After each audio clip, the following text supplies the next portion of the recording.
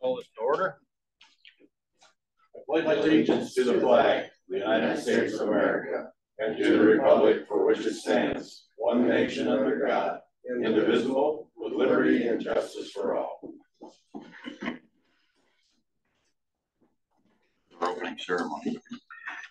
Okay, has everyone had a chance to review the agenda, and are there any conflicts of interest notable? I'd entertain a motion to approve the agenda. So moved. Second. Moved and seconded. All in favor state so by saying aye. Aye. Opposed, nay. Chair votes aye. Motion carried. Madam Auditor, if you would do us the honor of reading the last minutes of our last meeting. Well, there's a couple of them. Okay. We had, I guess it's June 27th. Did we ever do those other ones? I feel like we didn't. Where are they? No. Here they are. They're on the back. Turn the page over. Okay. Shouldn't be terrible. Do you want them one at a time? Or do you want? I think if you read them don't both, really. Yeah. Because you just approve them as read, really, yep. Don't you? Yes, ma'am. Okay. If there's any adjustments, then. Yeah. June 27th, 2023, the Board of Supervisors met at 9 a.m. with Ty Rosberg, Chairman, presiding. Members present were Schultz, Dozark, Rosberg, Mulbauer, and Hayden. Minutes of the previous meeting were read and approved. On motion, the board recognized claims for Public Health Department and approved claims for all other departments. The board recognized a change of wage for the Conservation Department, Treasurer's Office, Driver's License, Motor Vehicle, Recorder's Office. The board approved hiring of Miriam Rodriguez, Interpreter, Public Health. A motion was made by Hayden, seconded by Mulbauer, to approve the contracts, bonds, and certificates of insurance with Lining Construction for the new Manila maintenance shop. Motion passed unanimously. A motion was made by Schultz, seconded by Dozark, to approve the bridge replacement agreement with the City of Denison for replacement of the John Reed Road Bridge over the UP Railroad, FHWA number 127812. Motion passed unanimously. A motion was made by Mulbauer, seconded by Schultz, to approve the modifications to entrance policy. Motion passed unanimously. A motion was made by Schultz, seconded by Hayden, to appoint Dean Nelson to the Veterans Affairs Commission for a 3-year term ending June 30th, 2026. Motion passed unanimously. A motion was made by Mulbauer, seconded by Dozark, to approve the following resolution 2023-25. Interfund operating transfer to secondary roads. Voting aye, Schultz, Dozark, Rosberg, Mulbauer, and Hayden. Motion passed unanimously. A motion was made by Dozark, seconded by Hayden, to approve the following resolution 2023-26. Resolution transferring funds. $600 from the general fund into general supplemental, $300 from the rural basic into rural supplemental. Voting aye, Schultz, Dozark, Rosberg, Mulbauer, and Hayden. Motion passed unanimously. Sherry Nettermeyer, County Treasurer, spoke to the board about CDL testing location. No action was taken at this time. Motion was made by Mulbauer, seconded by Schultz, to approve tax abatement of back taxes for parcels 1302, 378, 010, 011, and 012 for Sherry Vaughn. Holy cow, stuff. There we go. Motion passed unanimously. A motion was made by Hayden, seconded by Dozark, to approve the tax abatement of 2051 U Avenue, Dow City, Joe Gordon, new addition to dwelling. Motion passed unanimously. Motion was made by Mulbauer, seconded by Dozark, to designate funding for city center remodel. Motion passed unanimously. We should include that dollar amount in that, shouldn't we? Yeah. We'll fix that. On motion duly seconded, the board adjourned 11:49 a.m. Agendas for the next meeting are posted and available at the courthouse on Friday, 4:30 p.m. preceding the next meeting. Then we have June 30th. The board of Supervisors met at 2 p.m. with Ty Rosberg, Chairman, presiding. Members present: Schultz, Dozark, Rosberg, and Hayden.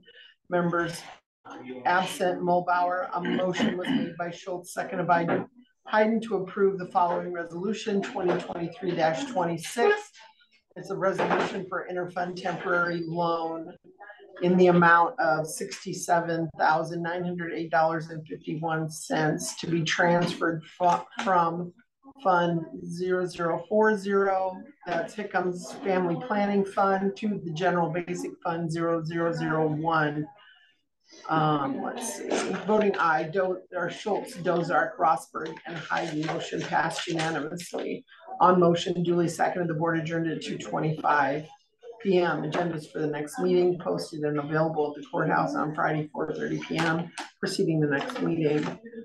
Then we have July 3rd, 2023. The Board of Supervisors conducted the required 2022-2023 fiscal year cash count at 8 a.m. as follows. Members present: Schultz, Dozark, Rosberg, Mulbauer, and Hayden. On motion duly seconded, the board adjourned at 8:37 a.m. Agendas for the next meeting posted and available at the courthouse on Friday, 4:30 p.m. preceding the next meeting. Thank you, ma'am. Yeah. I think it was just money things all. Yeah, we'll get that dollar amount added to that. That's all. Did anybody else have any additions or corrections? Okay, supervisors report. Kyle, would you like to start? I'll go take me a while to sign it. No. Seems like it's been an eternity since we met. But apparently it hasn't been that long. Not a lot as far as reported the Yes Center. Dave and I met with the DOT last Wednesday, right? Right. Wednesday, right? Wednesday. In regards to the CDL testing site, and we met with members of the fair board, and then we went down to the RIP where we test currently, and with some persuasion and some guidance of the DOT, it will fit in that spot. So excellent. We might have to move a few things, but nothing, no permanent structures like that. Oh, and I did have a chance to talk with Paul last week because I ran down there this morning. He came and we went and looked at some roads and stuff, and just drive around and talk to him, and he was like, "Great, whatever it takes to help, because we can't afford to lose that CDL testing site." And ironically, we were figuring if we had to do it out of the fairgrounds, put a pad, that'd be $150,000 for the pad they needed. And then you'd have to get into 28E and agreement, and just much simpler having it where it is. Right. With now that the state law has changed, and private entity can come in and start a CDL testing facility, and all they'd have to do is come up here with a piece of paper, which I foresee that happening. It'll be $150,000 that we would spend, with the possibility in 3 years we wouldn't ever use it again. So this is going to be great down there. And DOT has said that they will keep the station there. Yep. Our testing, we can keep our testing there. We had to move it a little bit. They didn't like how close it was to our salt hoop buildings. And how they're changing how they're doing the testing a little bit. So we had to kind of move it to the south, and we may have to asphalt down the road. 6-8 foot wide, there's by 100 and some foot. I said we didn't have to, it could be the way it is, but yeah, we thought it'd just be nice if we could asphalt it. They really didn't want to lose us the CDL testing site, but like we kind of brought it in, if we spend 150, 200,000 on this concrete pad and we have no test, why would we want to do that? Yeah. I mean, we hate to lose CDL testing, and they said, well, we don't want to lose you. Then they got measuring pretty. Tape measure got moving. Yeah. Got They more took detail. half of them, I took half of them, and then we met in the middle and it found out it worked. Good. Outstanding. Well, good work. We don't want to lose it either, to be honest. Well, we're like the one of the few in Western Iowa that still do it. And we've got good testers.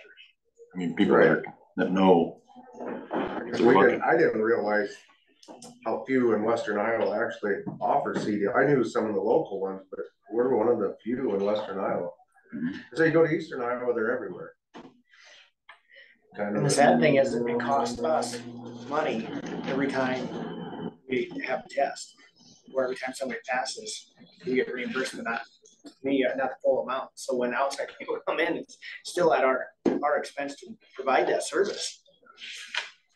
Our taxpayers are kind of funding a lot of the other counties, I guess. But that's where Sherry said that $10 service fee Will help. recoup that. I think she said we'd still be about $7 short. It's not a big loss, but it's still we're subsidizing it. How many tests do they do a year? Sherry, yeah, she said the numbers too. But more of them are, the gentleman Audubon, now he's got a place in Carroll that he's starting it. So, I mean, a lot of these people are going to that Third-party testing.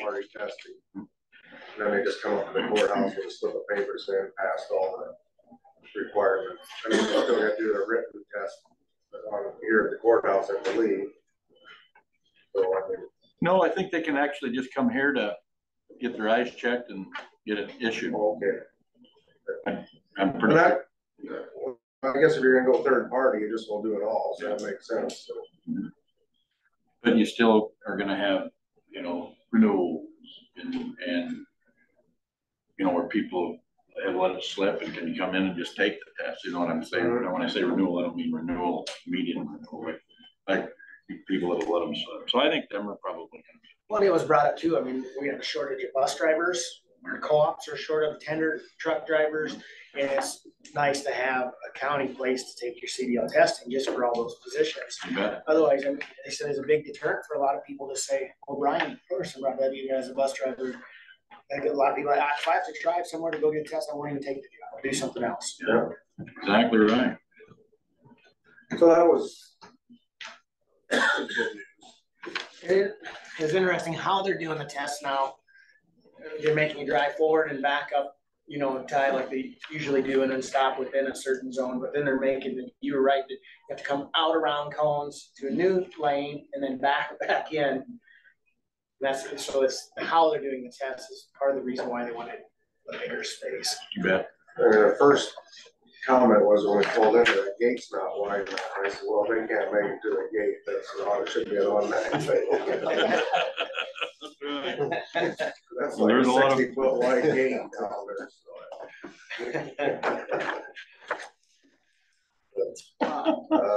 That's the first part of the test. Well, they were concerned too because the one lane was real close to the two buildings. They go, well, they could hit that. And then you said again, well, they hit it, it's a fail again. Well, yeah, I mean, that should be an automatic, at least a check against you. Yeah, it's really not authorized to be running over things out there. But I thought they were good to work with. I mean, they saw our point on things and really tried to make it work. So they did. They went out of their way to remeasure and measure again and listen to what we had to say. Because part of that test, that pad was supposed to be 180 or 200 foot long, but they only used like 12 foot of that for like the back 80 feet. But they still wanted it 60 foot wide. I said, but they don't need it. You only use it like 12 foot. And then one lady, she's like, that makes sense. What? She asked you how you got a job in government? They were all super understanding, and when you're pointing that stuff out, we got that. They wanted 60 foot, and we were at 48. Right. So they're still plenty. So they said, well, let's move it over 6 foot, because they didn't like no buffer there for the administrator of the test to get out. Yeah. Do some artwork. Okay, do some artwork. And it was just a matter of a few feet one way or another. There's plenty of room there. So this was kind of our narrow spot with the hoop building. Our lane back here was all in. We'll get you a new marker. Yeah, get him a. Then here's your gate hole in the road. But our lane was all right here. They had to stop between the two, the front yard, back yard, but they didn't like how close we were here. So we basically just moved this down 6 feet. And we have all of our tiles, culverts right here. So he didn't like that was tight. So Kyle and I talked about all we have to do is move the culverts a bit. Yeah. And they said that would work. So then basically when they back up, and they have to come here and drive Here, then, like you said, parallel park. So we had the room, it's just It'll probably be the last time they parallel park in their entire driving. wiggling it in there to make it work. Well, other than that, I just other general concerns about the house of bridge coming and about it. Okay, thank you. That's all you have? Yep. Mr. Dozar. I don't have anything at a Wesco meeting tonight. A couple of my other ones I'm on, West Central Community Action and the third Judicial District Department of Corrections, they've gone to quarterly meetings. So we don't meet every month throughout the summer. So that's all I got. Okay, thank you, sir. Mr. Mulbauer? Yeah, I had, well, we did DOT, what we just talked about, and then I had my reading 12, or I have reading 12 coming up on Thursday.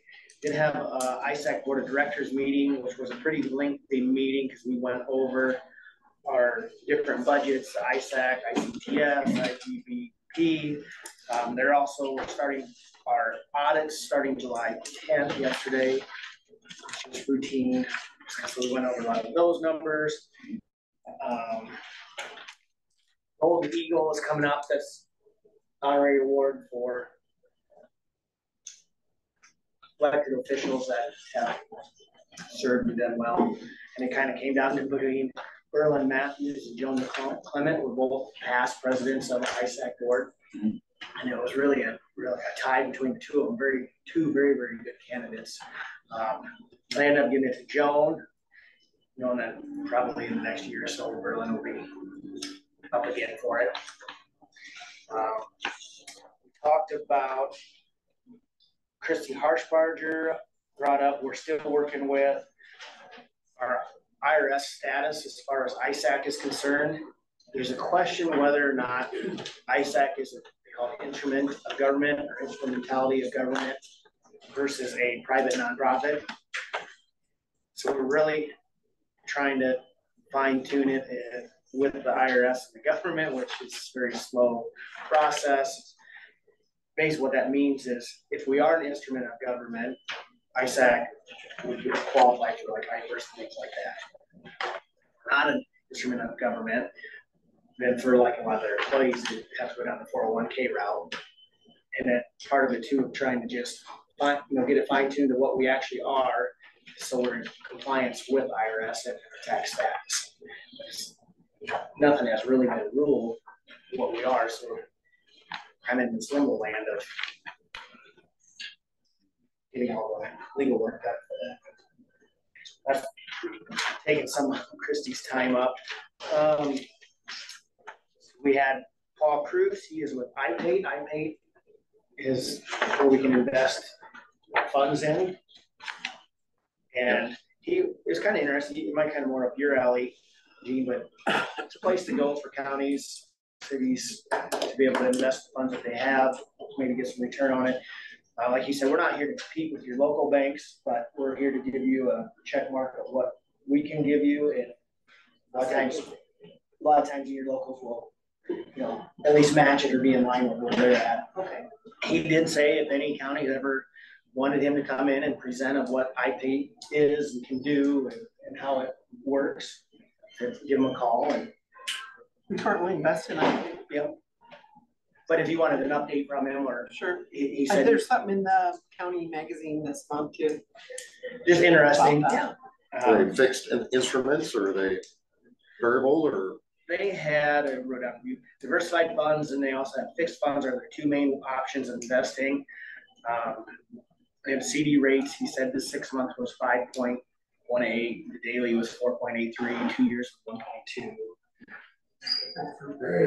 No, but and then he said fluctuates too some, but it might be interesting to have him in and just go through. I think Sherry's got some pretty good rates from local banks. Yeah, I think so. We're talking to her. Yeah, she got some real good ones. Golf tournament for ISAC is 12, which is tomorrow. Annual conference, we went over some of those numbers. We have 506 attendees already registered. It was sold out. The rooms were sold out within the first hour. They released some more rooms, and I think they were sold out within a half an hour. Busy meeting this year. The 77 booth vendors. The education seminars are gonna be mental health seminar and a cybersecurity seminar. Jamie and Lucas both gave us updates. House File 718 is the property tax changes, so they're really trying to dig through some of those to see how it's truly gonna affect us. And they said there's an audit conference meeting coming up. I write that down. Auditors are having a meeting in September to kind of go over some of those changes. They also talked about mental health and 28E adjustments that are going to be needed to be done.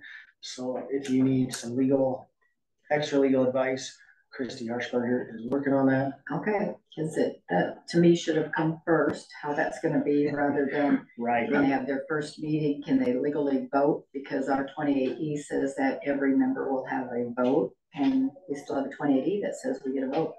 Yeah. So they kind of got the cart ahead of the horse here. I've made Colin aware of it, and he's trying to stay up on top of it, and I forwarded what I get to him. But, yep, and then like I said, Jamie and Lucas are really trying to work through that House File 718 to really get the better grasp and picture of what our revenue is going to be and how that's going to change with like 65-year and older exemption and the military exemption and all the different things that are going to affect our budget next year. See what happens. But that's We just had a crystal ball. right. That's about all I got. You guys are cooking. All righty. Thank you, Mr. Mulbar. Ms. Iden? I did not have any actual meetings, just a lot of behind the scenes things. I also have Region 12 on Thursday. Just kind of the mental health is still kind of an issue. I've been talking to Steve Holt about some of the concerns we have, and we're trying to get something lined up that the counties that don't have a vote can maybe be on a Zoom meeting with his legislative committee and express our concerns, so they're a little bit more aware of some of the things they didn't, not that they didn't think about, but that they didn't think about, that would be an effect on us. And so just things like that. Have been having some conversations as far as the city center, you know, what that RFP should look like. And I think Terry is right. We should just scrap the old one and start brand new, because there's more work in there that we really, and now the longer it sits empty, the outside is starting to show some wear and tear. We're gonna have to put some money into that, because it needs to be scraped and painted and all sorts of things that Like around the windowsills, you mean? yeah, the window sills outside. The Board of Health is going to work on the RFP. We're gonna have to, yes, a couple of us are gonna have to take that, and so that's kind of all we really had going on here with the holiday on a Tuesday. And we have the fair next week, so there'll be lots going on, lots of then we'll have our Veterans Day and all of that good stuff. We're gonna be there. Well, Veterans Day on the 19th. 19th flag raising. What time is the flag raising?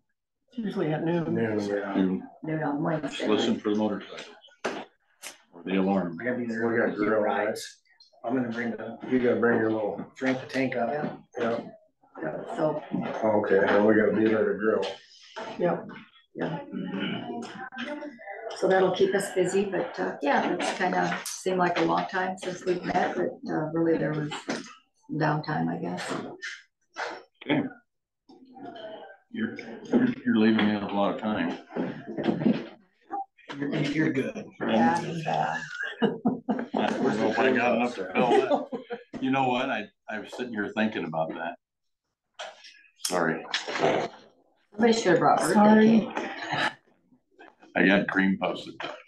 Anyway, that's an achievement. Does everybody like them? Yeah, They've never had them, they don't know. But once you have. once you know, you know. Okay. Well, I've had other calls and stuff. You know, same thing Kyle's probably getting. People wanting to know when that bridge is going to be done, and we just really aren't sure at this point. But CDC had their annual meeting last night. It was very well attended. Grassley Ernst's office and Feaster's office even had people in attendance. And I left my notebook on the table there. Taylor Bukowski is going to bring it to me tonight. We've actually got a strategic planning meeting tonight. And they're right at 10 o'clock while we're in this meeting, they're going to be actually interviewing another director candidate. Jay's pretty confident we're all narrowing. We got our field narrowed down. Got some pretty good candidates. And had one local person that I think everybody's interested in. I don't want to say any names yet, but and then we had a fellow from Kansas City that his director. He had some great marketing and housing and stuff like that. So I mean, I think there's some people in there that are we're getting some good candidates finally. You know, for a while we just weren't getting good bites on anything. You know, but now we are. And if it was the money that helped, I don't know. But I would guess there might be something to do with it. But let's see. Well, I have my notebook, but the award winners last night for the new member, or the Innovator Award, or Innovator. That was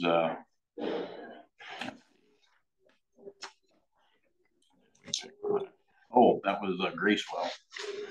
They won that award, and then the second level, which was 5 to 20 years. So, like, I'll tell you, Smithfield won the long time award. Here's the results from the web. 20 years plus. My computer wants to talk to me.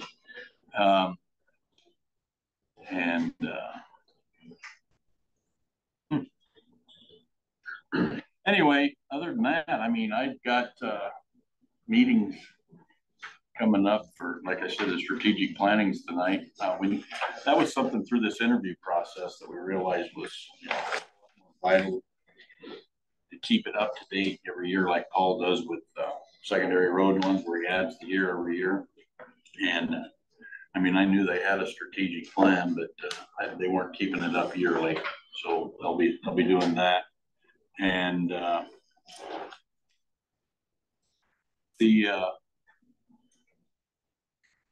Don Lunchman, he's going to be there tonight because he was pretty good at doing those types of things for that when he was on. And so he actually volunteered some time. And we'll get through that. Next week, I start my month and a half of chaos. Go down to the NACO meetings, and that's a lot of the stuff that eats up my extra time right now are these little NACO Zoom meetings.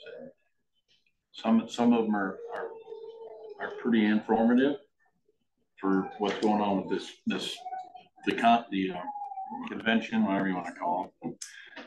That's down there in Austin, and I was supposed to be on one yesterday, and then they got canceled at the last minute for whatever reason they didn't say. But that was not shutting you out again like that one meeting. Yeah, I hope not. But that was actually my delegate training and that type of stuff. So that was on how to vote properly and all that stuff. Anyway, I don't know. It seemed to me it should be pretty simple, but they want to give you training on it. I hope that one down in Texas is a good one for you guys. Yeah, I was actually going over the itinerary, and they've actually got some stuff that looks pretty interesting to me. Development stuff. You know who's all going from? Yeah, actually, we've got a pretty big Iowa delegation. Kyle and Kyle Stecker. Yeah, Stecker, and then up here in Clay County. Right, Barry Anderson. Barry's going. Them are the two that I've talked to. Tall guy, like no, I don't really. Just thinking Carl Vander. Yep, Carl's going. Yeah, he's a District 3 president. Yeah, and then obviously staffers. See Christie. What's the dates? And then the sheriff that I talked to a lot at meetings from Linden County. Not Brian Gardner. That sounds He's right. he's the president. Yeah, right. He's the president of our ISAC. Very sharp fellow. Yes, he is. And he's he'll obviously be there. And, Richard Crouch, Mills, usually goes to a lot. I didn't see his name on the list. I don't remember seeing it on the list. I mean, they sent out a list from the, they just getting all of our phone numbers and everything so we can kind of coordinate. The last Mako one that was in DC, Kyle and Barry both went to it, and when they got back, they said it was yeah. It really were. I think the DC one, because you know what, I'm on the steering committee for transportation, and then I'm on the Veterans and Military Affairs Committee, and then the Rural Action Caucus, and I've been getting a lot of emails from them three, and I think, you know, we sit here and we talk a lot about the ground pressures on our roadways on the state level, but they actually, on the national level, they're fighting to stop any kind of weight enhancement. And so when I asked some questions of them, I said, so you're against like going to 90,000 pounds with the proper axle and tire placement set up and, you know, those types of things. And they said, yeah, we're just against heavier weights. They aren't safe. I said, well, what's your excuse why they aren't safe? Well, braking power. I said, so we put the extra axles on to add more brakes, got the tires, and then we got it spread out properly over the bridge spans. And I said, it's like they got all these engineers on this, so nobody discussed that with the people that I've acted with. And I said, well, I might be a little bit noisy in our first meeting, so get ready. Because I think some of them things, you know, like on Iowa, we can't run the interstates, we can run all of our 2 lanes. And I think to this point, we actually haven't damaged. I mean, actually, when I was explaining to them on the 90,000 pound rule, I said, over what we do on the highways now, we add 10,000 pounds and we've added an entire extra axle and 4 more tires to the ground. So we've given more braking power and we've alleviated an entire axle's worth of pressure from the ground. I said, if you start figuring that up, if you would divide all the tires by what you do on 80,000 pounds, and then you do it, add 4 more and divide it by 90, we're putting less pressure on the ground and we're giving you more braking. It ultimately comes down to pounds per square inch, right? Exactly. And well, isn't that where they say a woman in a high heel puts on probably a higher, you know, weight in that small amount than right, her heel will poke through the ice to her flat feet. Yeah. Yeah, it's and so I mean, it's just, and now maybe it was discussed, but they just were acting like they weren't understanding what I was getting at, you know, and I, oh my. So I'm, you know, I mean, that's just one of the issues. So that's one of the things I hope I can contribute in a positive way on this. And as we all know, I can occupy the airspace if I need to. But I'm going to look forward to that. And then the Veterans Affairs stuff. Louise gave us a good report this morning. We're getting pretty close to actually our hospital working out something with the VA on our vets being able to do their blood tests, and there are different things like some of the tests they need to do. Anyway, being able to come out here and the VA pays for this, so that's a huge plus. Without having to travel home. Yeah, won't have to go to Omaha or even over to Carolina. I mean, there's stuff that we'll still have. Obviously, the cancer clinic, you know, but that's been very nice to have for that. I mean, a lot of the local vets I know that have been fighting with that. That's shorter distance to go to Carroll versus Omaha for a day off. But other than that, will Natalie go to Texas with you? No, just yourself. She's watching the one grandkid, so she's. I don't think she'd trade that. But yeah, actually, there's a lot on the agenda down there. I mean, it's probably going to be a little overwhelming for me to first meeting, you know, and it looks like there's a lot going on, but you know, Kyle's already talked to me about hooking up, and he said, hey, he's obviously done several of these. So I think it's going to be beneficial. I mean, I'm already picking up things and bringing them back to you guys, you know, when on the Zoom meetings, you know, so I think it'll help us out. I think so. I mean, I hope if it ain't worth the money spent, we'll know that too. You're right. I think that usually even just to meet the networking with fellow supervisors. Well, you know, fellow supervisors or you know, I mean, commissioners is a lot of the states call us commissioners, but, just listening in on these Zoom meetings, I mean, there's some pretty sharp people out there, you know, and, you know, I don't know if everything translates to how they do things in their state because of different laws and stuff, but I think just being out there as Iowa, what I'm looking forward to is finding out things that, you know, how they approach different problems with their mental health. You know, we've got big, you know, Des Moines is a big city, but you know, you look at some of those cities that are dealing with lots of stuff. I'm kind of curious to see how they handle some of those issues where they've got people, you know, I mean, I don't see a lot of people walking down the streets of our streets. You know, there's probably some that are talking to themselves, but I mean, we've got people that go out and collect rocks and stuff. But I mean, you look at some of the issues they have to deal with, you know, and now we're kind of losing a handle on our ability to have a say in our mental health. So I mean, that's a huge deal. Yeah. Has Steve Holt said much to you about it? I mean, do they want to make adjustments to that, or? Well, it's hard to make adjustments when you just barely got started. I mean, it has to go do steps, see how it goes, but they have to kind of be aware of the things that the smaller counties are concerned about before you even think about any adjustments, because I thought the plan was great.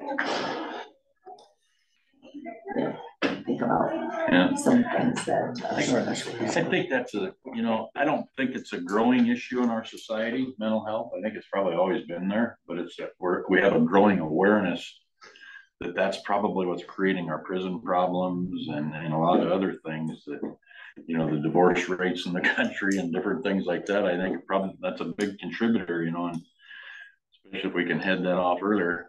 I will say that we did have I guess I don't have my stuff with me, but we had the meeting over there at our Central Iowa Juvenile Detention, and I didn't zoomed in, but the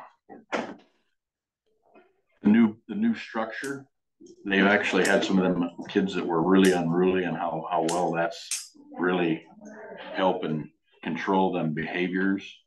And their staff is actually what's really noticed it. It's just lifted so much pressure off of them because they're not having to fight with them. You know, I mean, because you can't fight with them. You know, you just basically got to deal with it.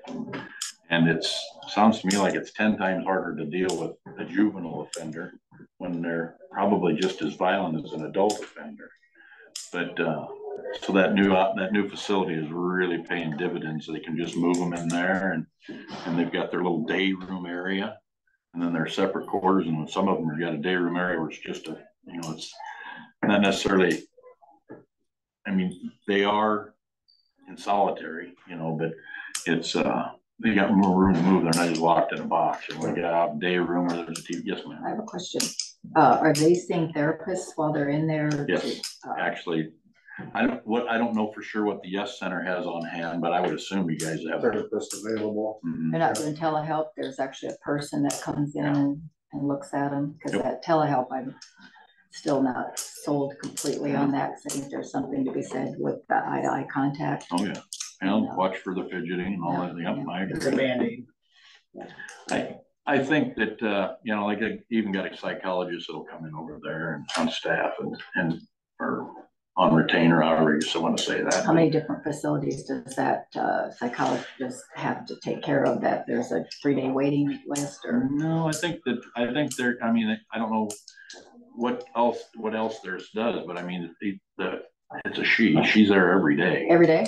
Yeah, it comes in there. So a lot of those trained professionals have to divide their time among other facilities all over different counties, because there's such a lack of having, you know, you have somebody that's on the pay scale of where they're at. It's hard to have them sit there if there's no one that needs their services, if you know what I'm saying. Mm-hmm. So I think, well, there's no lack of need of the services. I think the therapist is there. Okay. And the psychologist might be a little less available, but you know, isn't there every day. They've got a larger contingent. I don't know, yours is probably growing over there at the S Center, but they got a larger contingent of adult charged, and some of them actually are probably the better behaved people in the facility. But others, I mean, they're just, they've got a few females in there that are actually the more disruptive of all of them. Well, Which I guess you just would think that they'd be easier to get along with. well, what you need to do is get to the root of what's causing that behavior. And it takes a trained person to be able to sit down. It might take 2 or 3 sessions to get to the root of why we're acting out and what's causing it. That's really the issue, I think, most of the time. Yeah, and there's variances, whether they're raised differently or whether, I mean, there's so many things that can cause a disruption in a mind, I mean, and that's why I think it's important to work more on this. It's just like with the cops down there in San Antonio and their program, I just thought that was such an amazing thing to put forward out there. It really was. I mean, you just think about how many, it's sad that we have overcrowded jails. It really is. Or juvenile detention centers. It's sad that they're overcrowded, I think.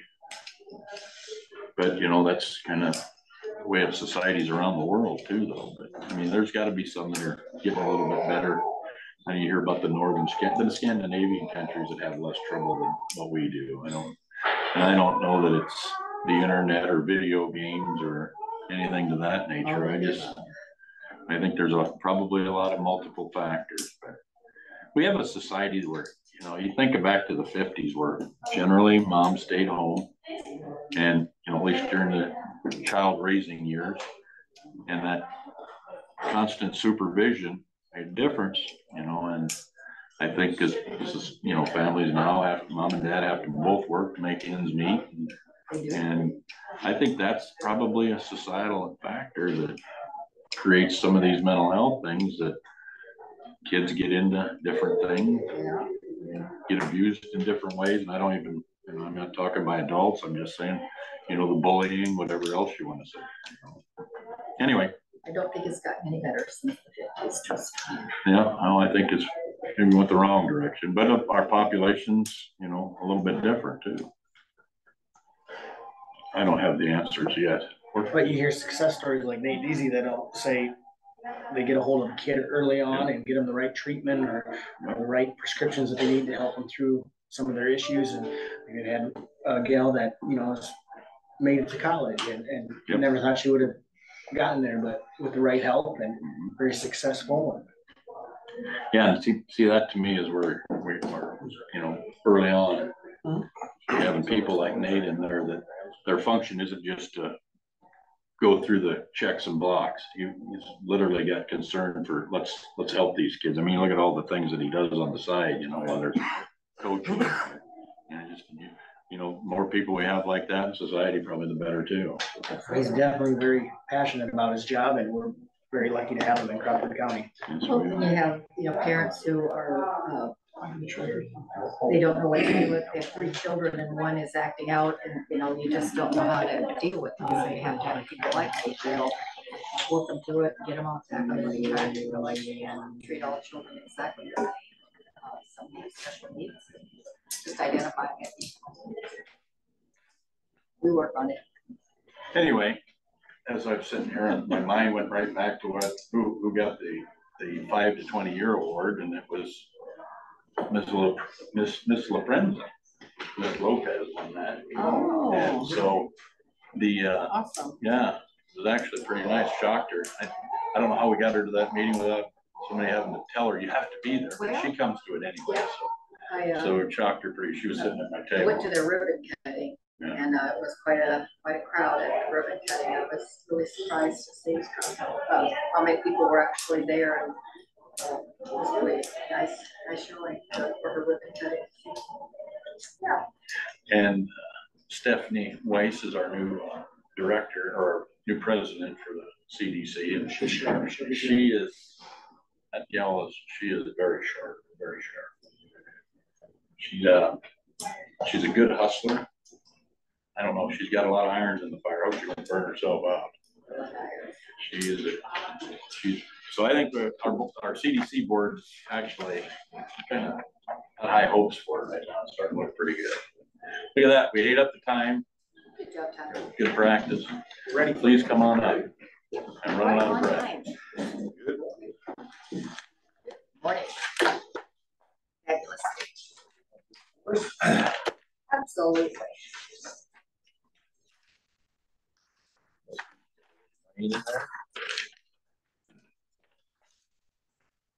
Well, we got pure piling issues. So we did get proposals submitted last Thursday.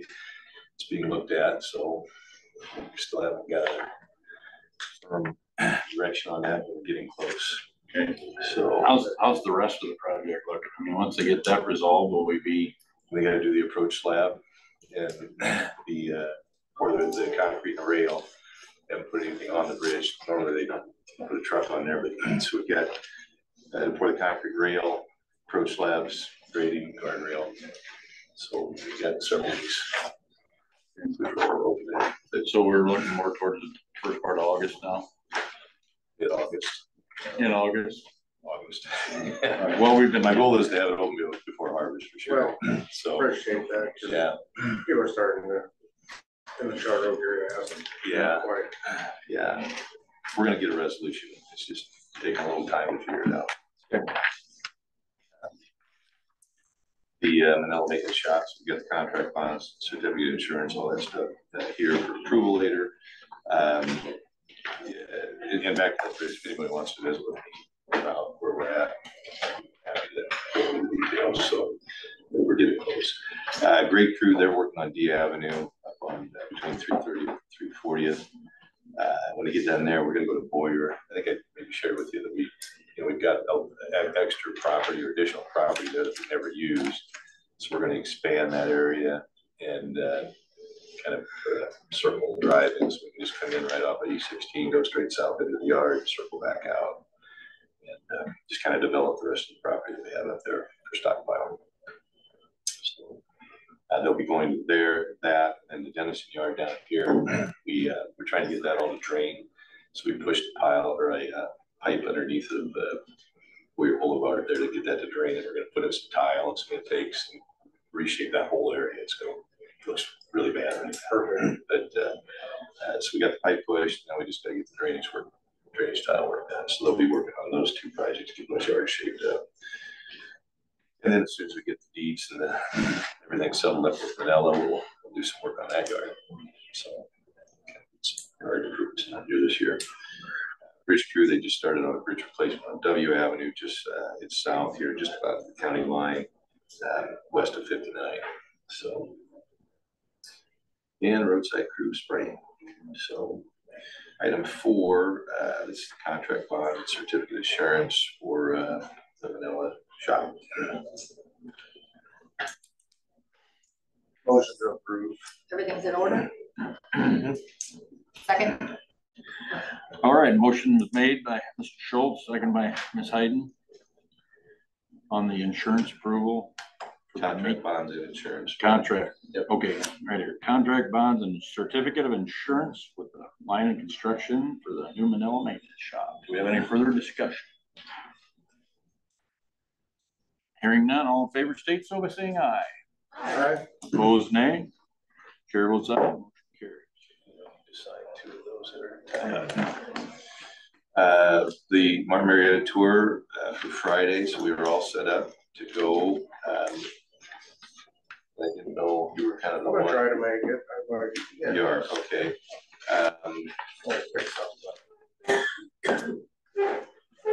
Just stop in, we'll visit a little bit. Kind of, Okay. because Or, I mean, if it's full, it's fine. well, There's talk. always, Let's just there's talk. always something else that's fine to do. Well, I've been there too, Kyle. Yeah. Yeah, I'll stop down there after. Once you stop down, because we got kind of one on the fence, so, You know, and I told him I needed to know by noon today. So, okay, so just stop there. Give me a it's one of call. the employees Yeah, or whatever. yeah, I would just have them go. yeah. So we can talk more about that, but, so we we'll meet here at the courthouse at 7 a.m. The transit buses taking us all. Okay. So we're good to go. Evan Zyman, he's been hired as the new shop and yard assistant. Really pleased with what I see so so far. So Good. you got thrown in and drinking out of a fire hose down there for the first couple of days. Jack got him hopping. Yeah, so gravel haul is going really well. We had 45,000 ton of the 70 that we got to haul out of Stratford. So the rate we're going, a couple of weeks, we've had a really good number of trucks that have been showing up. They're a little just yesterday, and it looked pretty busy. They're busy, yeah. And so it's working out really well. So I think in a couple of weeks, we're pretty close to wrapping Pretty up happy with the out quality. of there. Yeah. Stratford's just so easy to work with. So everything they say they do. So it's kind of refreshing. So that's going real well. And then the Albanian Road, they keep pushing us off, and there's really not much I can do other than just hope that they get here when they say they're going to get here. So, but again, I told them it's got to be done by the 1st of September because they'll start doing silage, and that's going to get really busy down there. So I keep calling him and see where we land there. That's kind of where we're at with that. Yes, it's a grant was submitted last week. So if awarded, it'll be $9.173 million in grant dollars. It'll actually be in December. I think the construction applications are December. The planning applications are in October. So anyhow, You thought maybe October, November? that's for the planning grant, but for the construction, December. So that's what we're doing, construction. So they got two different elements. One's for planning, which we didn't apply for. We're applying for construction dollars. So I understand that'll be in December. So anyhow, see what happens. Fingers crossed. So the Donna Reed Bridge, just as an FYI, I mean, I'm in contact with the railroad guarding out there, preliminary engineering agreement from them. So that's from the city for approval. We've got the survey done. With the exception of just a little bit of. Is that kind of like warp speed for the railroad? It's unbelievable. Wow. Yeah, I talked to him last week, and we already have the agreement. Wow. So perhaps, I mean, they've got a third party administering it, so maybe it'll be better. Keep their number. Anyhow, and someone actually answers the phone. There's a more person to talk to, which is refreshing. So yeah, so that process all get started. Outstanding. So we'll keep up the good work. We appreciate it. Okay. You're right. And you get to the point on I'll come back up around that 10-15 item work comp. Okay. So yeah. All right. Thanks, Paul. Now, I've already ate up as much time as I can come on. All right, you're good. Yeah, the snow, when he's not gonna use half hour, Yeah. or we'll eliminate that 10-15 time spot Yeah. and just, Yeah, well, just not have anything there and we just move on when he's Yeah. done. exactly. I agree. That'd be good. That'd be a good way to do it. Let's do that in the future.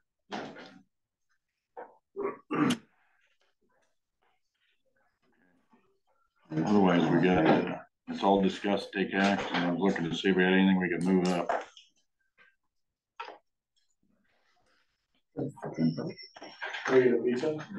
Yeah. Would you? Yeah, That'd be great, please. yeah. For pizza. Put it pizza. We're supposed to bring cream. We'll probably do that in the future, Paul, instead of locking in a half hour for you. We're just gonna eliminate that 10-15 and that way we could have moved on. More flexible. Yeah. Sorry, I didn't have enough. We were all a little short today. Yeah, just, Time, do you have time this afternoon to go look at spring lane with me? Oh, with the rice meats. Yeah. Or tomorrow or something? Yeah. We'll talk about that before we run down there. Okay. Just move past that one item that has 10-15 on it, or do we have to And stay? I recommend you read Colin's email while you have a little downtime. Oh, Yeah, I haven't even read that Well, he just sent it to us 2 minutes ago. yet. Read it quick. Yes, I can. All right. You did? All right. And read the whole 37-page Oh, PDF. I know you're a speed reader, Is but that about opioids or? no. It's the first thing. Oh, okay, I see it. Okay, very I good. see it. Yeah, I think that's good information to have under our belt too right now. Well, I think we can take a break here if anybody needs to use the restroom quick, or you don't even need to be quick. I can do that. It's time to do the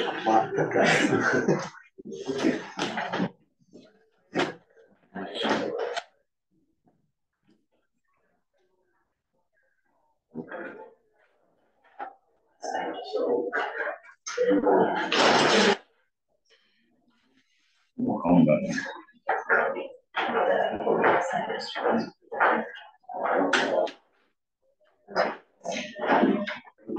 We have a severe weather update. Only something just popped up high priority here. I'm looking. It might not be us. It can be south. It's supposed to come in tonight, isn't it? Yeah, for Wednesday.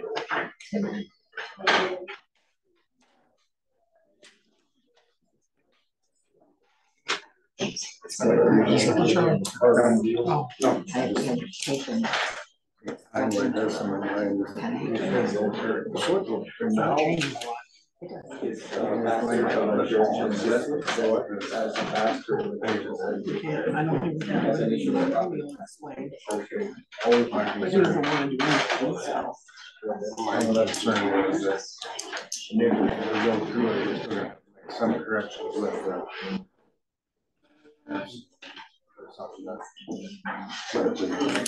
No, it's not in their contract. I don't think anything.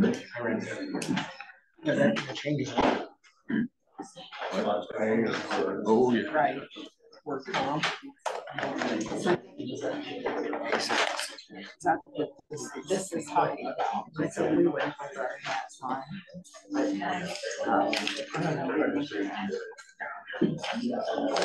You know. Now wait. I forget who she talked to about that. She definitely does her research. Kind of gave us the highlights. Byron Weiss will say, are you saying what? Her instincts were serving us well. I agree. So those are. You guys just stay skinny. I like it. No, Gene couldn't pick it up today. I should have. You know what? I haven't let the grandkids at them damn cream puffs because I was gonna bring 6 of them, but I was gonna make you guys eat them early. We were doing our supervisors. You could have just made some fresh ones for us.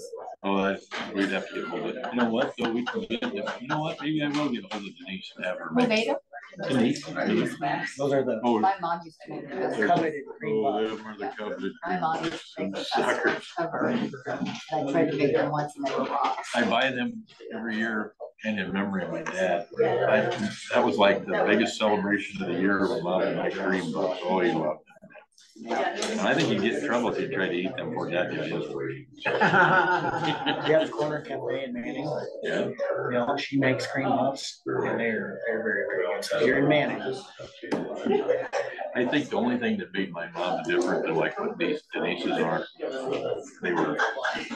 she was fresh cream. Oh, So yeah. it was just like Yeah. ultimate cream. Yeah. They were Because probably Denise's are kind of a pudding. No, they're creamy. Almost. No, Are they they're creamy? fluffy. Oh, they almost. Well, it's been a while. So. Yeah, they're good. But they're just, moms were like, it seemed like they hold up better solid, you know, like thicker cream. Oh, they were good. Probably hardens your arteries as you ate them. Exactly. All right, you have to have a few bites of that ain't bad.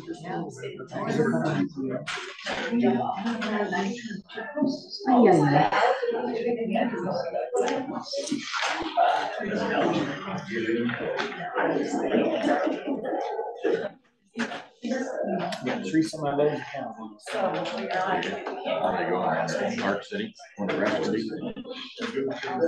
Do you marking them on your own, or do you have somebody else helping you?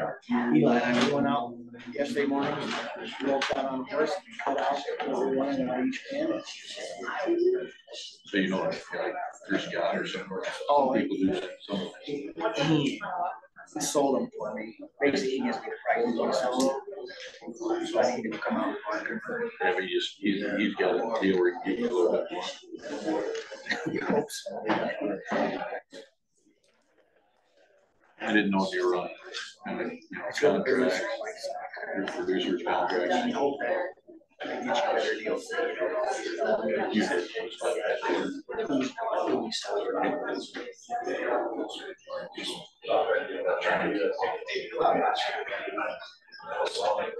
And you just look. We're always praying for your cattle, because the cattle market can either be great or physical.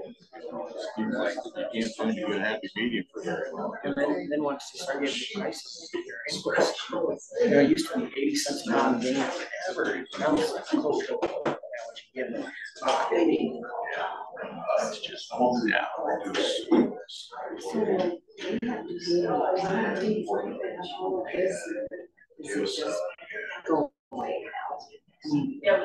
Think of all the people it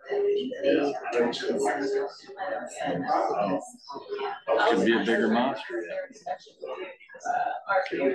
I was just assuming that I get ironically saying that they'd have to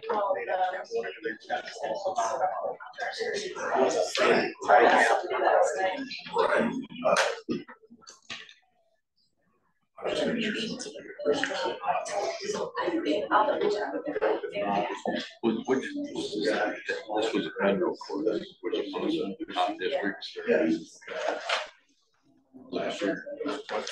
Which court was it? Let's see, of course, it's up here, it's probably said, I haven't clicked on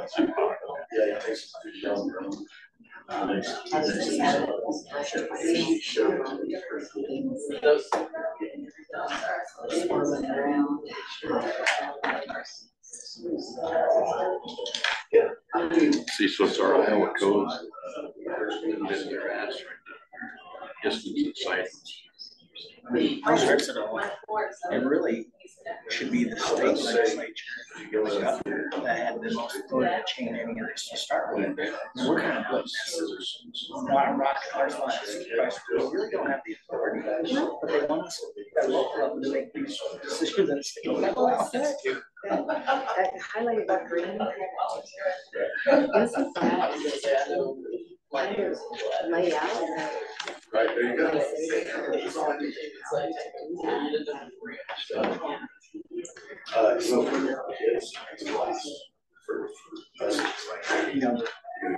So legislators could be very clear. 335 authorizes county to regulate non-agricultural use. See, the problem is that they show that sometimes, yeah. I don't know if that would work for this or not. I don't know. It takes 6 months to find out.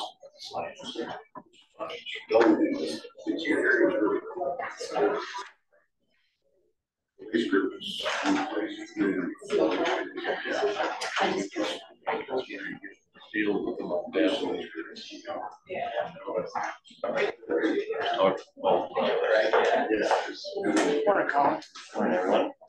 guys in a gap right now? We are. We are still quarter after. We've been reading. I was hoping I have a hard copy. You got one hard copy.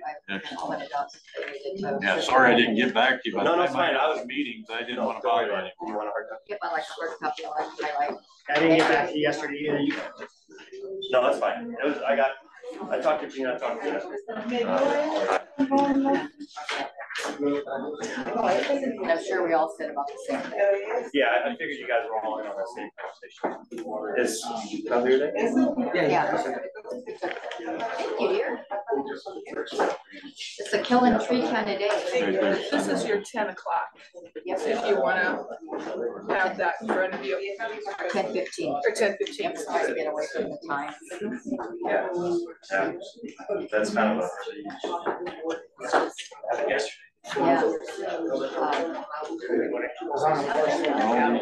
Yeah, don't worry about it. Don't worry about it. I know, I don't know. Well, maybe it is kind of. I mean, as I explained at the end, it's different. So it's not a direct. It's not the same court that was in the northern.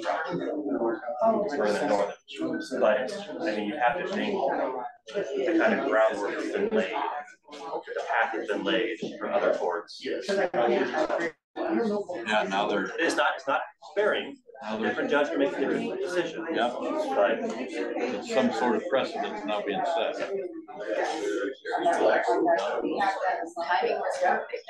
I think that puts to that, or answers a lot of questions that we had. Can we do this? Can we do that? We did have a lot of questions.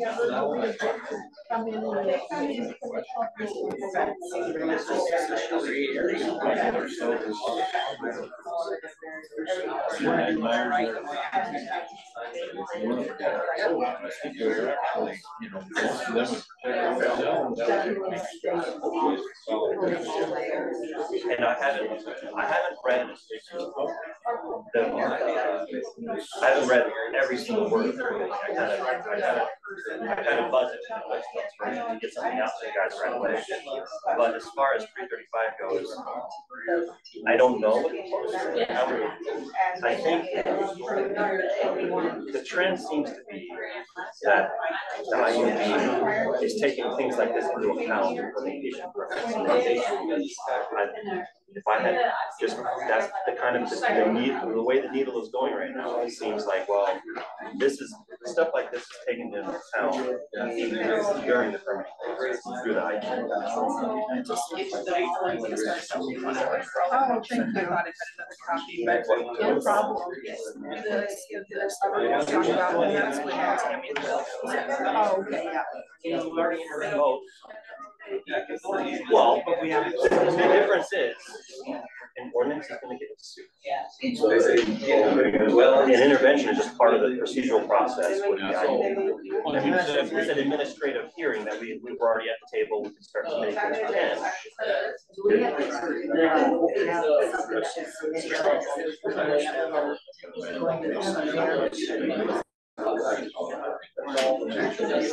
Well, they have things going on, like we want to do depositions and they invited us to it. We thought, well, we're not going to evidence for it.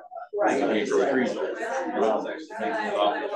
far as the guys are submitting something, I think we have a hearing. Yeah. I don't know if there's any deadline for submitting that. to present? What is it, what was you walking against? That's what we already done.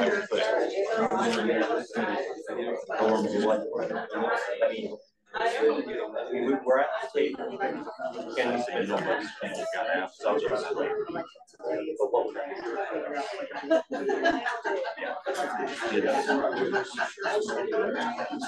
Thanks, Colin. Appreciate you getting this.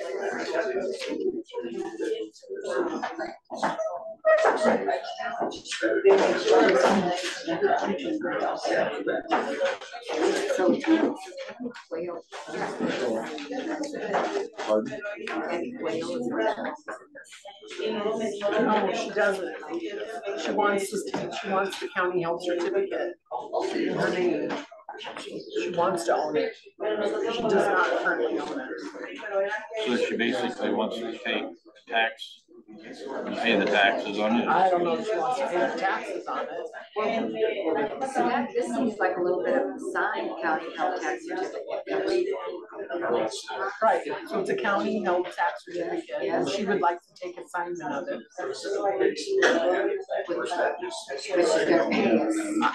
Because that's, I saw somewhere. Well, we'll see what Sherry's. it doesn't say anything about that on here, so I don't know. If she does, it'd be similar.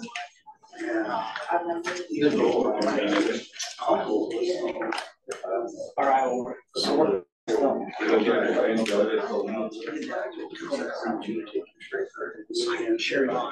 Oh, yeah. Right, you just did it for someone, right? All right, so we got our precedent set, so we'll be like. Well, Sherry's gonna be here to explain it. What they're up to. I didn't know if they told you. Thank you. We'll be back.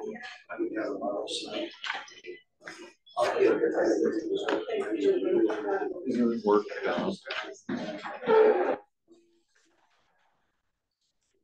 He will. Yeah. Well, that's what I operation to this day. Sure.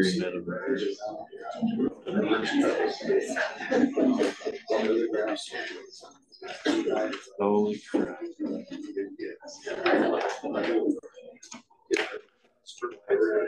Run a tax bill. That happened with us at the beginning of fiscal year all the time. No. You can't say I don't remember. I mean, they go throughout the year.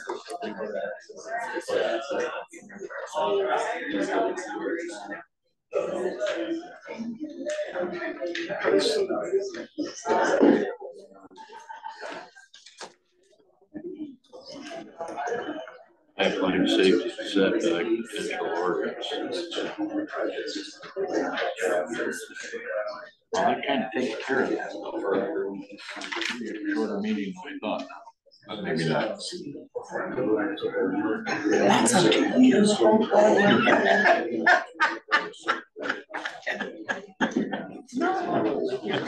I do believe that that's a deal changer a little bit, because I'm holding out for, and I just. I'm glad we got that. That kind of was like 11. Now you know what they're talking about when they have 11th hour rule. Keep you out of the orange jumpsuit. Yeah. No kidding. I already sent them in. I just don't, I mean, I think we had pretty good instinct on this the whole time. It's good that we followed it. Not that it necessarily is something we really like to see, but it's instincts were letting that jump out there where that's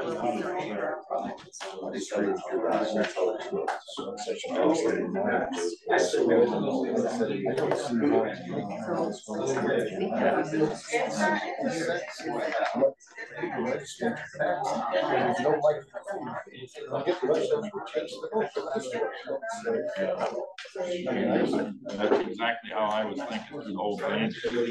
And I didn't know where we had any hope now. You know, same thing we complained about. Complain about it, or argue what's home rule and what isn't. We'd like something like this to be a home rule, but you know, actually, as I was reading the federal stuff and through the PHMSA stuff, I mean, trying to organize the country when you have these major things that are not just banning counties, but state and states, and in some cases, maybe even nations. You really need a more unified voice at one spot to deal with it. I think we have 2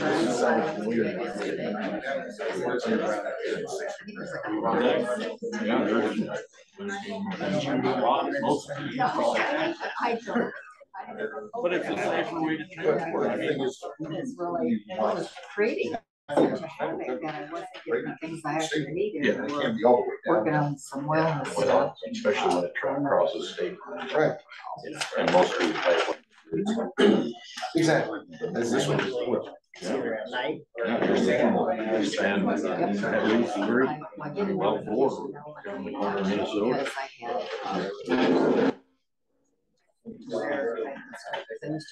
Oh yeah, like yeah, this won't take it from my hand. They will. Can I give you a chance to plug your ear before I slap it down? I'll leave that work comp claim for PTSD. Kyle, you're back. Yeah. Okay. Okay, we'll reconvene now. It's 10:15. Sorry, was that too loud? I got my claw. Terribly. Did you not use your PTS. I got the claw. A lot of people were talking. Anyway, is Sherry in here? Yeah, Sherry's there. Okay. Sherry, if you'd come up, please. Tammy Quayle assigned county held tax certificates on parcels. A lot of numbers. It was my understanding Tammy was gonna be here today, so I don't know if you want me to proceed. Oh, I mean, I know what she wants, Do you but need I her- was do not we need her here? designated, not really. Isn't Okay. really similar to what we did. Yes, Yep. yes. So. we have a So I Let's passed proceed. out tax charge sheets. Tammy is asking for 2 county held tax sale certificates to be assigned to her. And the sheets are attached. The map that I'm showing you, it's this parcel and this parcel. The 2 yellow parcels highlighted in Ones yellow. I highlighted, yep. And then I'm not 100% sure without looking, but they own most of the property, I believe, around those highlighted areas. Okay. If you were to look at the back sheets of the printouts that I gave you, the total on the one is $815 of outstanding taxes, and the other is $1,173.34. $659 of the first one is interest and fees. $882 of the second one is interest and fees. Without her here, I don't know what her intentions are. I think they were just gonna clean it up and keep it. I don't know anything else. Okay. She paid it. She She's didn't, looking for us to abate them and just get these back on the tax Similar to what roll. we did with Sherry. Right, right. Well, getting them back on the tax rolls is always what we want to do. So, No. yep, cleaned up Yeah, and cleaned up. back on the tax rolls. Priority of money. They're doing nothing for us now. So, welcome. Has anybody, is it in bad shape?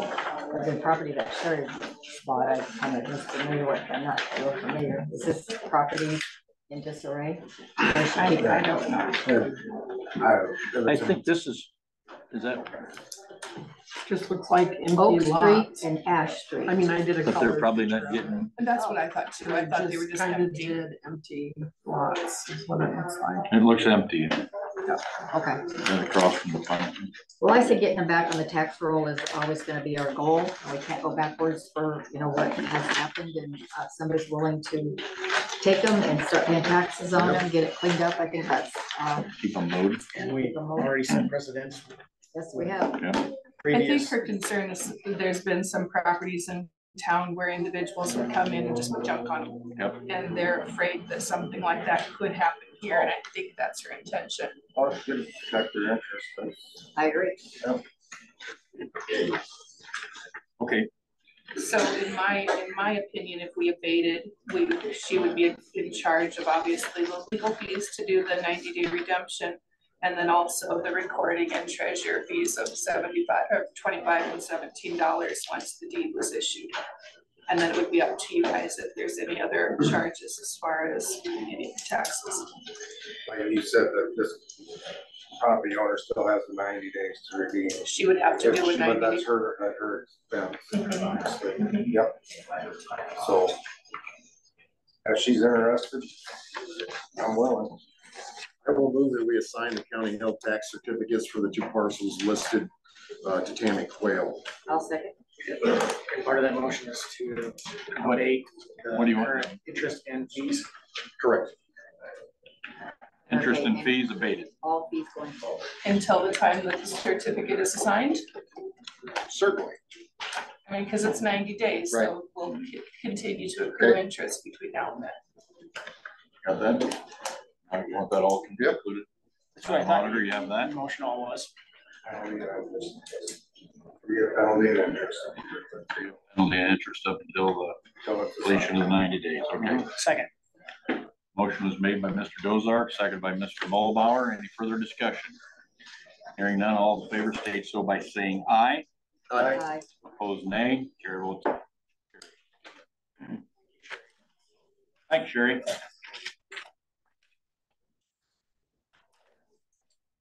County claims. All right, next on the bill. Amy Piper, could you please come forward, ma'am? Workman's comp income replacement.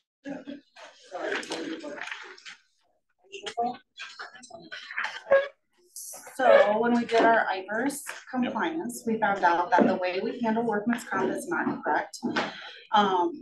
And so the options that we have is you either, whoever's on workman's comp, you take that check from workman's comp and they're done. Or you can supplement wages using sick time. But you have to use like a chart from workman's comp, and doing that, they could potentially make more money like net. So in the past, that's why we quit doing it that way, supplementing, is because people were making more money being off work. So, but now that we know just how we're doing it now is not right, we have to make a change. We have to either just have them do their workman's comp check and no supplement, or supplement, but they could potentially make more if we supplement, you know, because workman's comp is like 60% of their check. So we would use the chart from workman's comp to go up to what their wages would be and then fill that in with sick time. And that's how, but because of taxes and all that, it could basically make it to where they're making more money being off work. Now, granted, it's, you know, depending on the person, it could be like $50, $100, but still making more money being off work. So when trying to get them back, transition back to work, people could, you know, think, well, and tell them 100%, make them more money not being at work. I'm just gonna not be at work. So, and Paul can definitely talk to this because he's had the issue in the past. Fact, you know, is, for those who've been around a long time, our mind factor was really poor. Okay, so we've done a lot of things to get that to where now we're close to the lowest state in terms of our mind, which is an indication of your history of workers' comp. So one of the issues was that the method that was being used, the employees were actually taking home about $100 more every pay period. The reason is that work comp is intended to make up about 65%. It's intended to replicate your take-home pay. Okay, so there's a difference between gross pay and take-home pay. So that was usually, if you use $1,000, for example, okay, the work comp check would be $650. And in most places, it's not taxed. It's so not that's taxed. The difference. There's no tax, no withholdings. So in most businesses, that's it. You take the work comp check and you just move on, and whenever the employee gets back to a return to work status, that'll be it. So here, what was being done, and there's a long history because there used to be what was called injury leave in the Secretary of Roads Department. And so they did away with that and said, in the injury leave was intended to kind of make up the difference so that the employee was going to take home no less than what their pre-work comp status was. So, you know, there could be this difference there. So what happened is, for the $1,000 example, you take home $650 in the work comp check, and then the $350 was calculated however many hours that was, and the withholdings were taken out of that. So instead of maybe taking home $700, you are now taking home $800 because of the way, the method that was being used. So what we did was we just said, okay, the employee is okay with it. We would have them use their injury leave, sign a waiver saying, hey, just pay us our full check as if we were still at work. We'll give you the work comp check. We'll sign it over to the county. Very simple, very seamless. The employee still gets their full check, and they turn over their work comp check to the county. And that is what IVERS is saying is not allowed. Yeah. And so that's what's been happening. It's very simple. Every employee signed a waiver saying, hey, we're okay with doing it that way. And now, so injury leave was done away with. So that's why we have the enhanced sick leave now. We have very generous sick leave, because that was intended then to be used in this situation that the employee chose so to do that. Now the employee has the choice. They can just take that work contract and call it a day, or do the method where we would pay the full wage and then it would get deducted from their sick leave. So then they wouldn't get any work comp.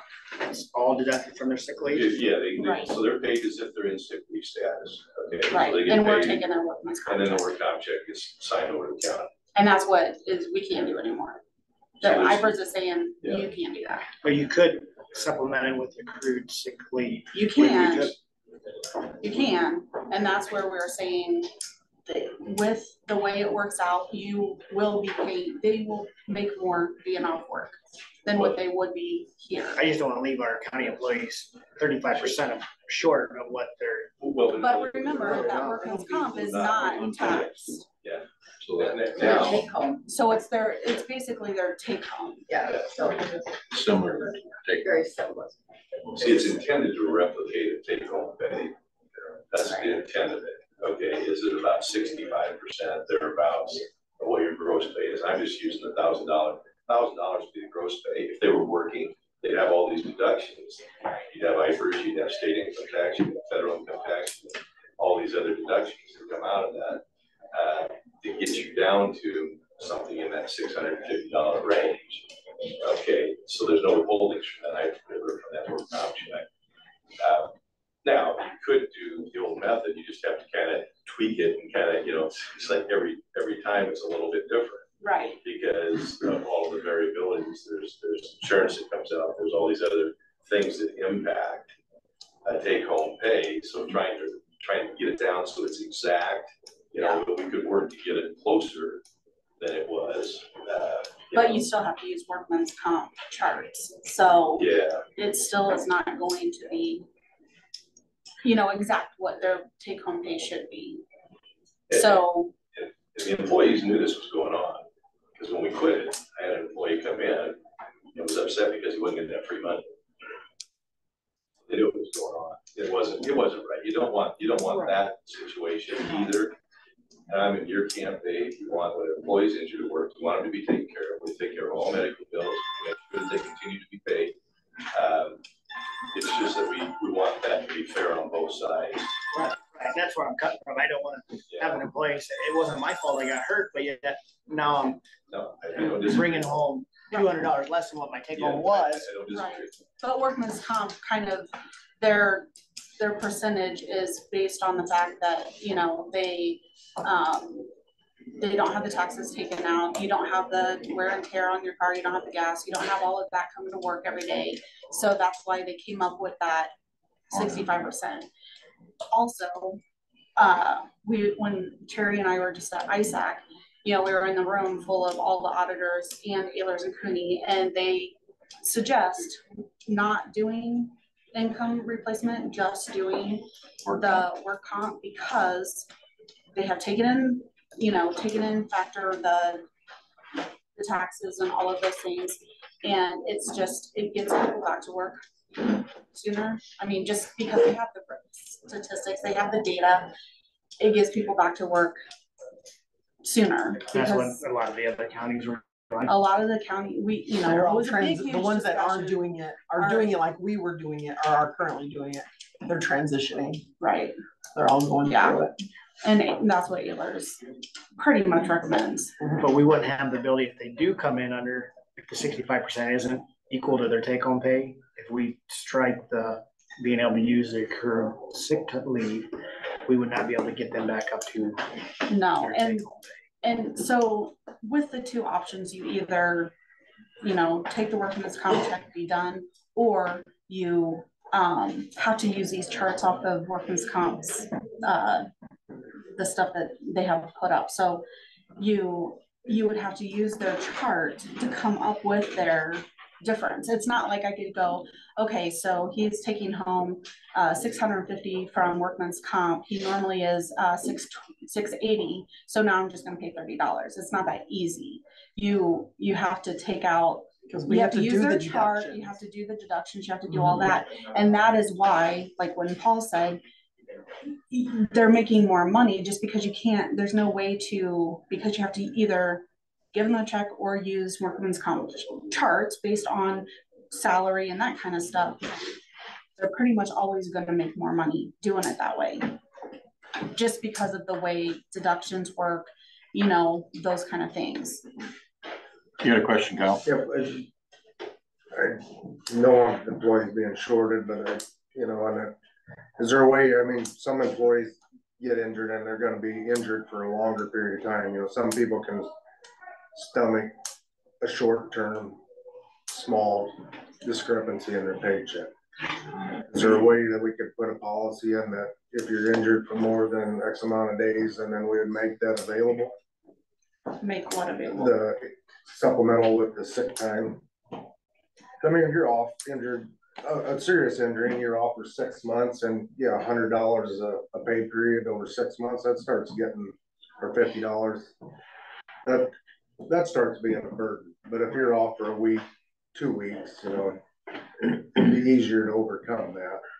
But I don't want to see as our mod factor go right through the roof either, because I was And it will if you're paying out someone for 6 months. right. I mean, Yeah, obviously for paying indemnity. but if it's something like that, it's probably a higher injury or, you know, something, Right. and they're probably going to get a settlement and stuff like that as well. Okay. So I mean, that's just something to take into consideration. Yeah, but our attorney our HR attorney actually suggests that we just go back to work comp only, because of, in a sense, is it legal issues or? Right. Yeah. We definitely cannot do it the way we're doing it now. Exactly. So, and then, like I said, Ehlers, they recommend, just straight work What comp. did Jack say about it? I asked him and I didn't get any advice. Just said if we need to make a change, let him know. Oh. I think it seems pretty cut and dry that that's the way it needs to be. And that's what an attorney and the other counties do. If you have input on it, I mean, anything that you guys ask me to look into, I have to look into, especially in the area of the plan. That's HR though, so we got usually just use Jack, or then you have been talking with Cooney and. Yeah. We have the recommendation from an attorney of what to do. Yeah. So what are other options? You know, we've been told we can't do it the way we've been doing it. Mm-hmm. They recommend we do it the way that most counties do it. So I would recommend that we follow suit, do what the attorney recommends we do. I would have to. So it's illegal with that notion. Supplement it. Illegal. Let's do it legal. right, we cannot have them sign over the check to the county and then just use full sick pay. Yeah. And that's what they're continually, that's what we're doing. Yeah. That seems a little sketchy. Can't do that. And you can't do where they get workman comp and you supplement the difference either. That's illegal. No, that you can do, but what I'm saying is that's what we had done in the past and had issues with. And that's why they made the change. Basically, do we want to give the employees an option of using their sick pay to supplement their workman's comp while they're off work? Basically, that's what it is. But with that said, that's how it was done in the past. There were issues. That's why a change was made. So going back to, you know, do you want to go back to something that was a problem? Right. Or just, you know. And that's where you're gonna see that they may possibly get more than what they were getting before, and it's gonna be harder to get them back to work. Right. Go ahead, Paul. So Dave, to your point, you can do that. It just becomes a little more complicated because it kind of becomes an iterative process where you try to figure out, instead of just a blank taking the 350, Right. okay, and dividing it in, you know, to the number of hours, that's going to result in more pay or take home pay. So you got to kind of figure out, you can kind of, if you will, wiggle in and kind of narrow it down and say, okay, well, hey, we're within $5 or $10. Let's just call it good, or, you know, some reasonable number, but it becomes more complicated. Right. Because you have to use workman's comps calculations off of salary and. I just feel like if we only go workman comp pay or have to have sick leave, in a way, a disservice. I don't want to overpay them, but sure as heck don't wanna have employees be underpaid from what their net take home pay is, Well, and I just can because they tell got hurt you, on work or at work. so That's the not their fault. conversation, right, correct. The conversation at ITAC for the auditors that do the income replacement, almost every single scenario, they were being overpaid. So just because of the way it works Is that out, the chart though? Is that because? it's So because- can we tweak the chart? it's not our chart this week. I mean. That's right. I mean, And that's the issue. Tweaking the Yeah. chart is always touchy when they say it's illegal. Yeah, you have to use workman's comp's chart. So you take their salary, you know, go off the chart, this is what workman's comp is gonna pay, this is what you need to, you know, if you're gonna do a supplement.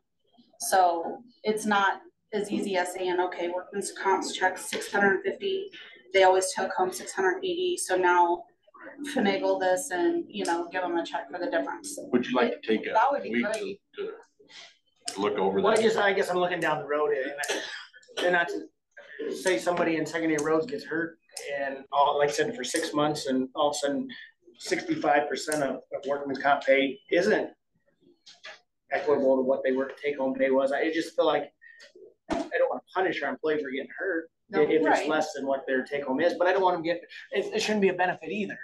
Right, The and problem that's, lies in there is an injury that may come off for 2 weeks, but if they're making more money, they can stretch it to 4. right. I don't want that. And like I said, you know, we did it the other way back when, before me. It was obviously an issue. That's why there was a change. So, Paul, did you have something else? I was just gonna, kind of wrap it up here, is that, we implemented a lot of things.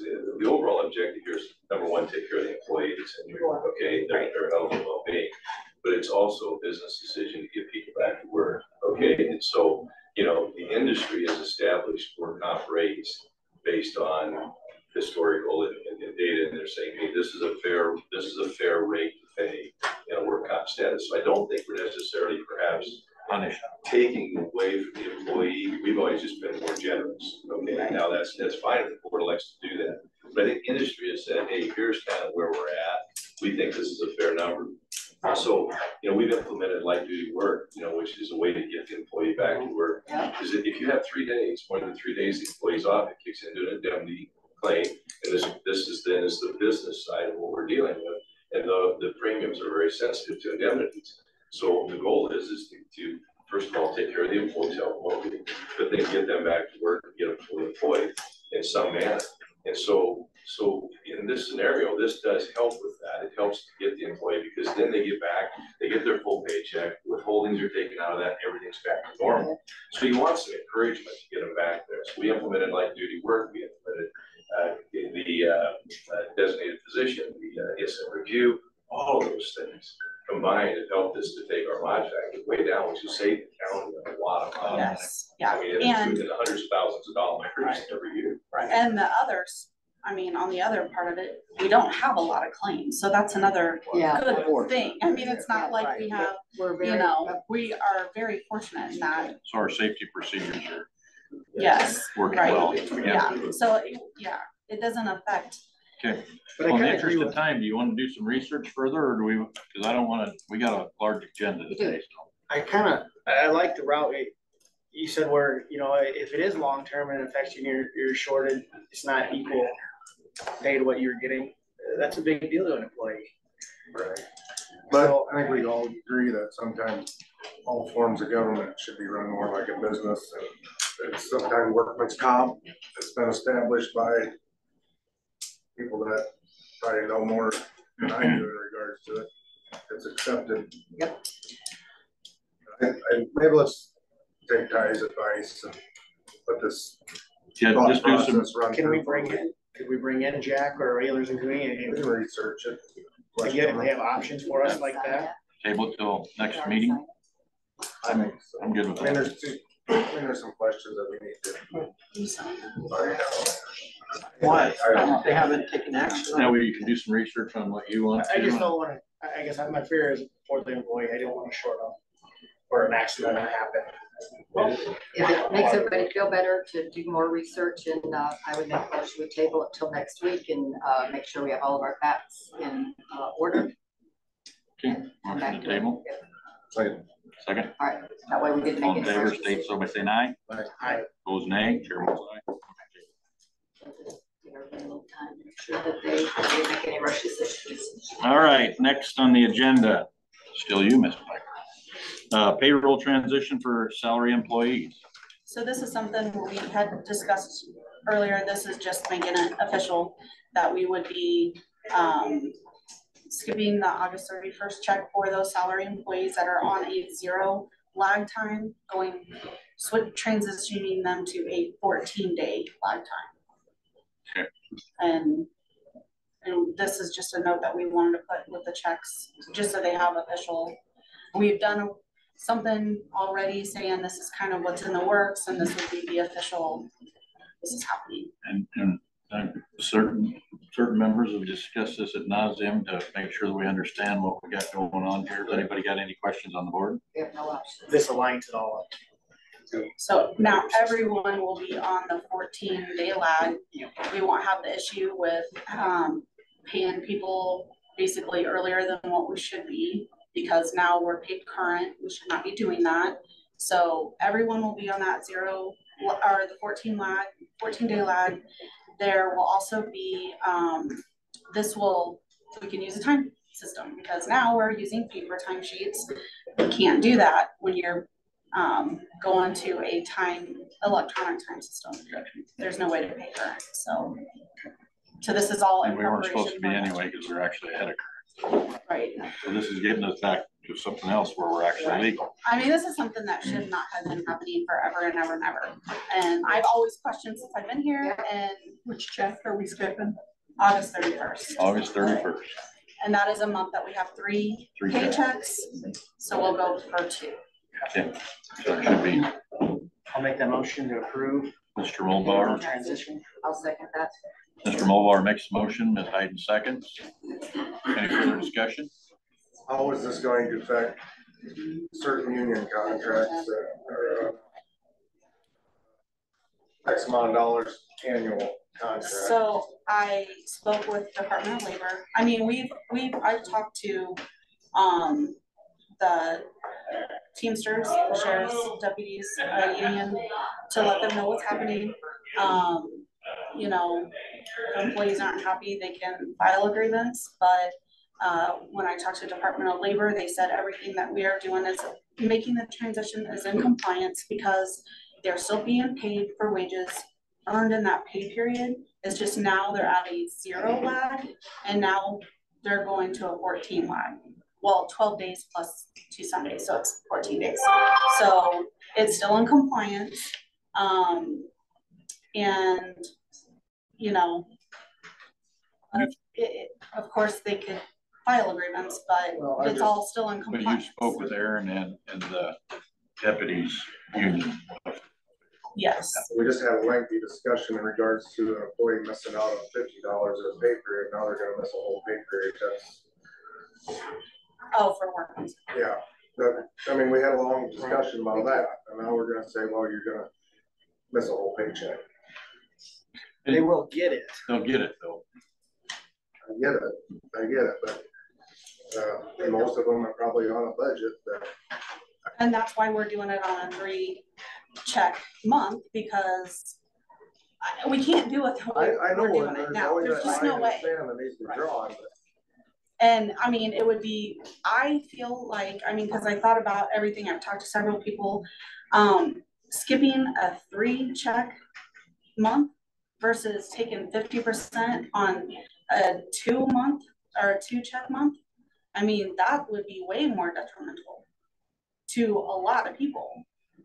I mean, most people budget on the 2 checks that they're getting a month. That third, you know, it only happens twice a month or twice a year where we get 3 checks, and that is kind of like a I guess the difference, I mean, to me, in workman's comp, if you're shorted $100, $200 out of your normal paycheck because you got hurt, you're never getting that back. This just prolongs It's just, When you're just Sets it back, back so you're still getting your pay. right, And you've exhausted all the options. You've I have- spoke to every person. Yes. And a lot of backroom If we had discussion any about other this, I mean, as options, far as getting yes. everything is If we had compliant any as other close. options, we would, but we have. right, and exhausted. we can't do, we thought about, okay, what if we just move it back to a 1 week lag? Make all the hourly people come up 1 week, make all the salary people go back 1 week.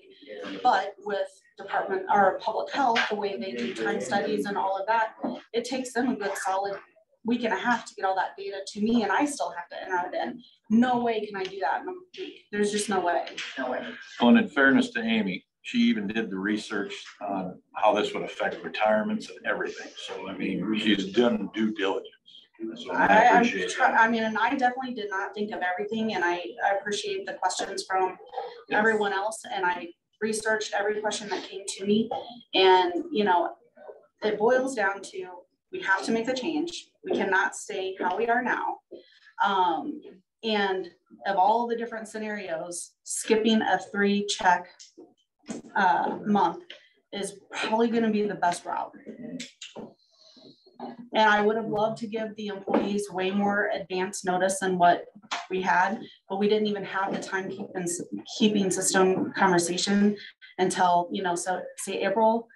Then we had to, work on all of these different things, and, knowing that August was coming up, it was like, this is kind of the month that I'm thinking we need to make this happen, but I had to double check all of those things before we could get the notice out to the employees. And like I said before, I feel, a 2-month notice to the employees on skipping a 3-check month is way better than giving them 6 months, a year, whatever, for skipping, in a regular month, skipping a check or going 50% checks, whatever.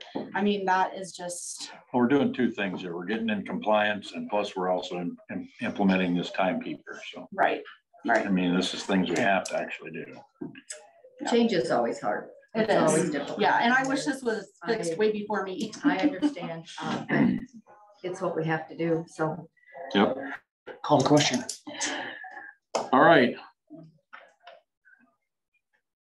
Anybody have nothing further? So you called the question. So all in favor, state so by saying aye. Aye. Opposed, no. Aye. Chair votes aye. Motion carried. Okay, moving on to the next thing. Sherry Nettemeyer. Thanks, Amy. Thanks for your due diligence too. I appreciate it. Sherry Nettemeyer, County Treasurer, and Dwayne Zink, Assessor. Parcels active and inactive. Abate taxes on. Oh, there's a lot of numbers there. 4 different parcels.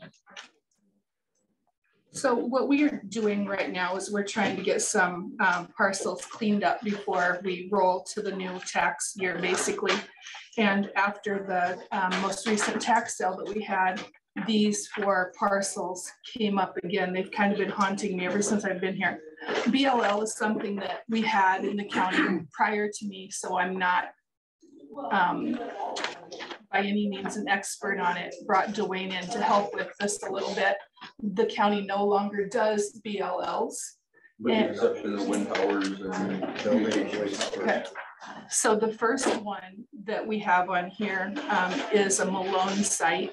And in 2015 is when we got rid of the BLL. The parcel was made inactive on Jerry and Dwayne's decision. And we're just asking that we abate that. We don't feel like we're ever going to be able to collect those taxes. In the past, those were, we would, buildings on lease land, BLL. Okay, so if somebody had a bin on their parents' land, we would put that bin in their name, although it did not own the dirt underneath, just because it was easy. And then when, pick on Kyle, when Kyle did his income tax, he knew exactly what his taxes were on that bin. And so that happened with mobile homes. Mobile homes had licenses, and it was like Sherry said, I think it was in like 12, 13, 14 or 11, 12, 13 that we decided that we were running into trouble because people were not paying the taxes on those BLLs.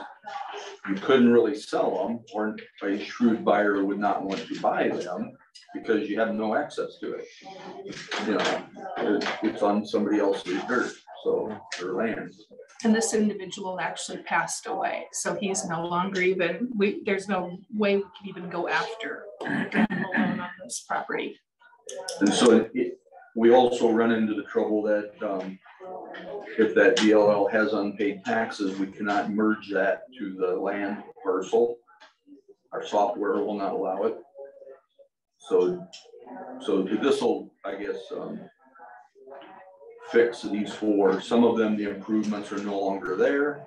It's just bare land, but the taxes are unpaid, and then they have penalty and interest right there. That continues to accrue, yes. So what you're saying is on these four, you want to just wipe them off and Merge them if we merge the can. properties all back together and move forward, because we're never really gonna ever collect these taxes anyway. They've all been sitting out here for many years. Well, I would, with that being said, I think it's a clear thing, that common sense, that we just go ahead and make the motion to take action on these four parcels and abate taxes. The last one actually has a mobile home still on it. So if we roll that, we can get that mobile home that's been converted to real estate. So we can get that mobile home back on the tax list. Right. All right. And there's an approximately $20,000 mobile home on it, or $15,000. Okay. And so we would be able to merge that onto the land parcel, as we explained earlier. So actually you would start getting some taxes for that, or they would sell, you know, somebody would buy the 10 acres and the mobile home, you know, whereas a BLL on mobile home on a parcel you don't own doesn't have a lot of value to a tax person that buys tax sale properties. Okay, motion is made by Mr. Schultz, second by Ms. Hayden. Any further discussion? Hearing none. All in favor states, did you have them? All in favor states so by saying aye. Aye. Opposed, nay. Chair votes aye. Okay. Tax, these for you, Dwayne. Tax abatement. Yep. For 2276 Yellow Smoke Road, Dennison, Spencer, and Brook Ball, new dwelling. They doing a 3-year tax 3 year. abatement? Papers today. All right. So yeah, Spencer and Brook, they've owned that lot for a couple of years and they're getting ready to start building on it. So they do want the 3-year. They have their building permit applied for, and are looking at somewhere in the $350,000 is what they're saying on their request. Okay. Motion to approve. Second. Motion made by Mr. Schultz, second by Mr. Mulbauer. Any further discussion? Hearing none, state all in favor, state so by saying aye. Aye. Opposed, nay. Chair votes aye. Tax abatement 1307 Meads Ridge Road, Dunlap. Joanne Meads, new dwelling. So this is a new one-story ranch dwelling. They're asking for the 3-year. They have their building permit. They're talking somewhere in the $250,000 to $300,000 range. Okay. I would recommend you approve it. Make a motion to accept that. Second. Ms. Hayden makes a motion, seconded by Mr. Dozark. Any further discussion? Hearing none, all in favor state so by saying aye. Aye. Opposed, nay. Chair votes aye. Motion carries. Okay, discussion. Pipeline safety and setbacks. Before we get started here, if you have something to say, please announce your name and if you're representing your farm or if you're representing a business. That way we got that on record so that it gets recorded in case somebody has questions about that in the future, because it looks like we have a few people here to discuss this. Okay, we're gonna try to monitor our 5 minutes, or we could be here for 5 days. You have 5 minutes. If somebody has something they'd like to pass along to someone else, that's that. You know, we can do that. And If a supervisor asks you a question, you can have 2 minutes to respond to that. Okay, anybody got any questions of that? Hearing none, let's go ahead and begin. Pardon?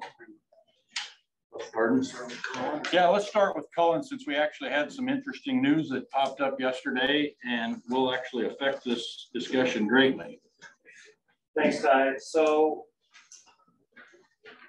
yesterday, as you guys might be aware, there's been 2 lawsuits initiated by Summit against 2 counties, one against Shelby, one against Story.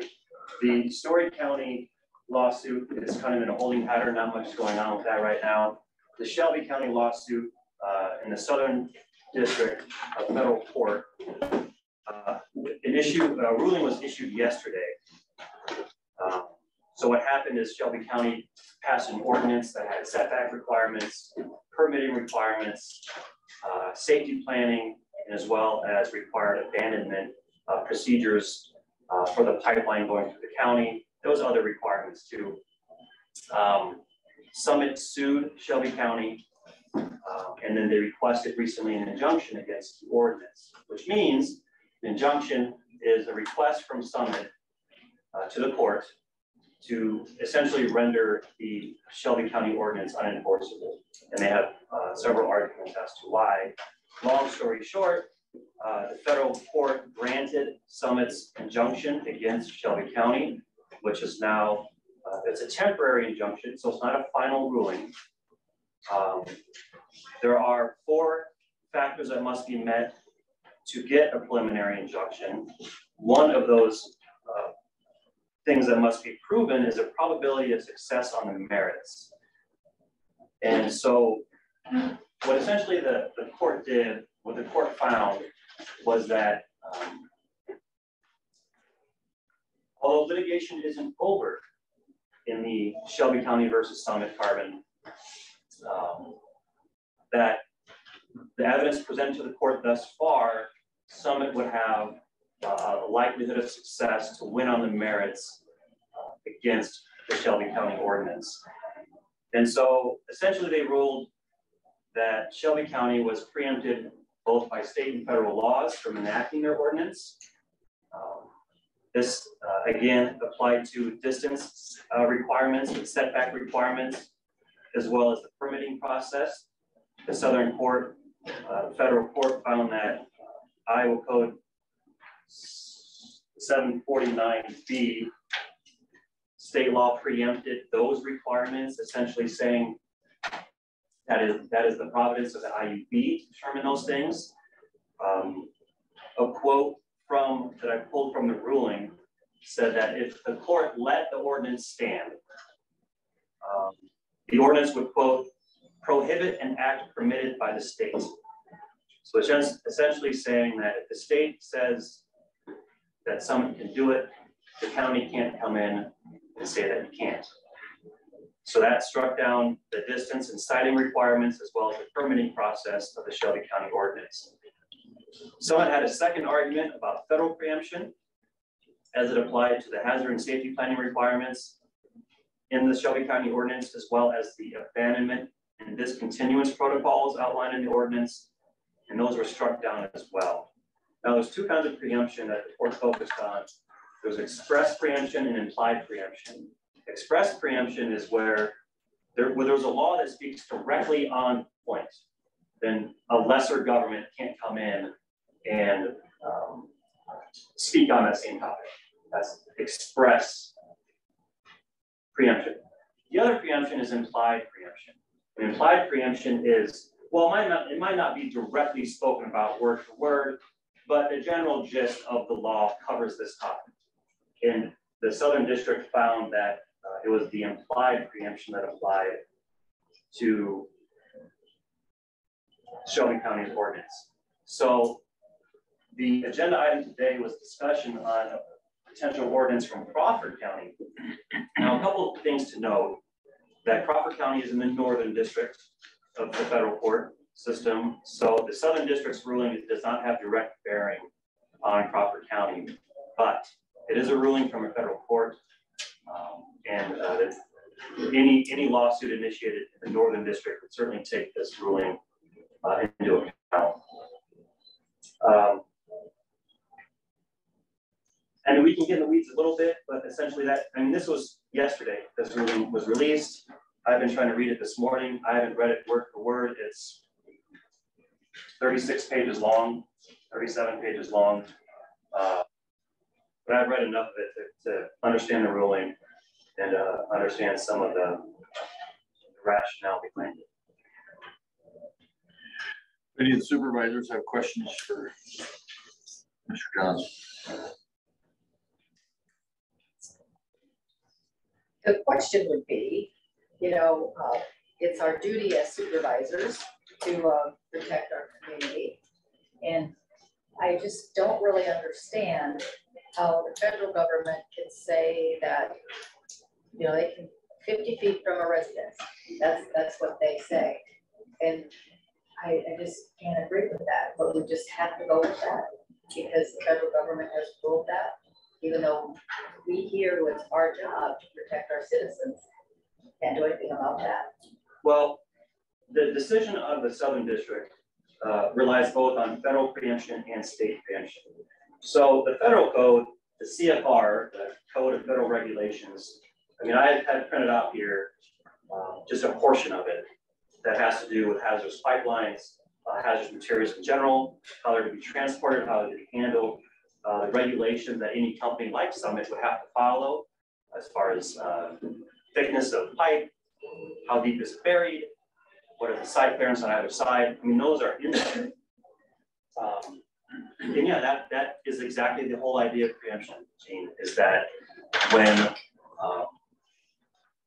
a state or federal government has spoken on an issue, has provided regulations or guidance on that issue, that I call them lesser, not in the fact that they're less important, but the hierarchy of the system is the feds, the states, and the counties, and the cities, and the municipalities. There's a discussion in this ruling directly about the relationship between home rule, which the county is authorized by state code to exercise its authority under. The relationship between home rule and preemption. And so that was taken into account by this judge in the Southern District. And essentially, the bottom line that it found is that there's no authority under the home rule statute that would allow Shelby County to do what it did with this ordinance. So what exactly is home rule if they've basically taken that away? Because home rule means that it's our home, so we should get to rule, and then it can just be taken away by this. I think the court would say that the home rule, this ruling doesn't get rid of home rule authority.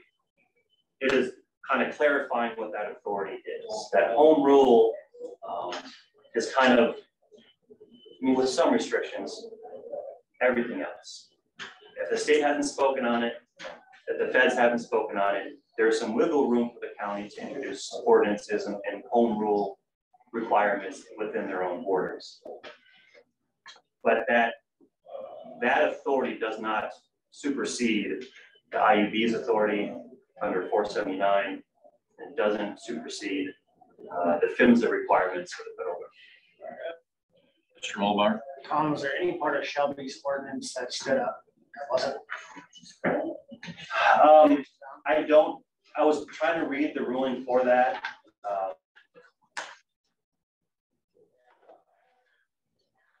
And the answer right now is I don't know. I know enough that kind of the key components were all struck down. The permitting process, where both landowner and the company would have to submit for a conditional use permit to the county with certain requirements, that was struck down. The setback requirements, Shelby County had setbacks from residences, churches, animal confinements, as well as just a general setback from any incorporated town or city. Those were all struck down. They had decommissioning rules in their ordinance, and that was found to be preempted. And then just more generally, they had the safety and planning section of their ordinance. And I have their ordinance printed out, the Shelby County ordinance, and it's also fairly robust. That is. I mean, Colin, the only thing that I read that Summit would have lost, it just says Summit claims the ordinance causes irreparable harm because the ordinance caused it to experience significant harm to its goodwill. And the court says this argument is insufficient. So that's the only thing that I could see of it. There was no harm to their goodwill. But they still granted the injunction. Okay. Anyone else on the board? I just, Gene, you bring up legitimate points, but we sit here and get dictated by the Federal Highway Administration how transportation of hazardous materials are every day. The railroad is dictated on how they transport hazardous materials every day by a federal. So to say, why is it okay that the federal government can regulate a pipeline is kind of the other side of it. We watch that go through every day. I mean, Just seems hard to take. it does, being it's new. I mean, the highway and the railroad, they were here before any of us were here at this table. And it's not as hard to take because it's just always been there. And maybe we wish they would have thought about all that before we have all this done. And I'm not trying to do. I know. It's just how the whole system works already, unfortunately. I'd say unfortunately. Especially for these landowners that are here that are obviously not pleased or happy with the laws that unfortunately we can't change on this level. The federal government can change things, but our hands are kind of tied. I talked to Colin yesterday about trying to come up with an ordinance that would ultimately amplify setbacks or something in regards to people that possibly eminent domain will be exercised. And I don't know if you had any opportunity to research any of that. I did. I didn't find anything, but that's not to say that there's nothing out there. But the idea was an ordinance that would kick in upon the exercising of eminent domain by the state. But these kind of conditional rules are generally frowned upon by the laws that only kick in if something else were to happen, maybe. Mm-hmm. And so they're generally not enforceable. And the idea of eminent domain, there was this idea of do encumbrances run with the land if the state takes that land? Any easements that happen to be on that land or any other agreements that the landowner would have previously made with a private party or company. And the state decides, well, we want that parcel of land, so we're going to use eminent domain to take it for whatever projects we're using or want to do. I think the idea of eminent domain is pretty absolute, it's pretty final. It becomes the state's land at that point to direct the use of it. And while I didn't find anything that directly on point, just the general idea of eminent domain would cut off those encumbrances, would be my general take. Mr. Muller? Colin, does the state have the authority to not use eminent domain, or can they be pre-exempted by the federal government? The state can be preempted by the federal government. So even if the state, let's say the governor and the legislator said, you know what, it's not public use, we're not going to allow eminent domain, the federal court could come in and say, no, Iowa, eminent domain could be used? No, I don't think that scenario. No, I don't think so. I mean, I think the IUB, the federal government under the hazardous pipelines rules, and there is a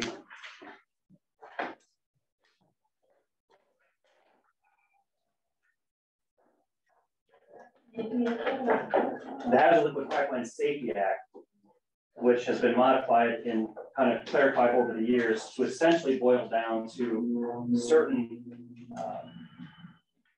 federal regulations. I mean, we have CFR 171, we have 105, you have the 190s, they all kind of touch on pipeline safety and hazardous liquids in general. And those acts also, as far as the pipeline goes, delegates the authority and the regulations of pipelines to PHMSA. Right? So, and what PHMSA then says is any company who wants to build a pipeline has to follow these rules. And these are the rules you have to follow, right? Also, you have to get any permit that the state wants you to get and follow anything the state wants you to do. So I don't think it's the case that if Iowa doesn't want the pipeline to come through, like when I say Iowa, I mean the IUB, I don't think the feds can force it through. I don't know that for sure, but because then the requirement that the pipeline company has to satisfy all state requirements wouldn't be satisfied. But to get a sense of where the IUB is at, there was recently some filings with the IUB by the counties, Woodbury, Shelby,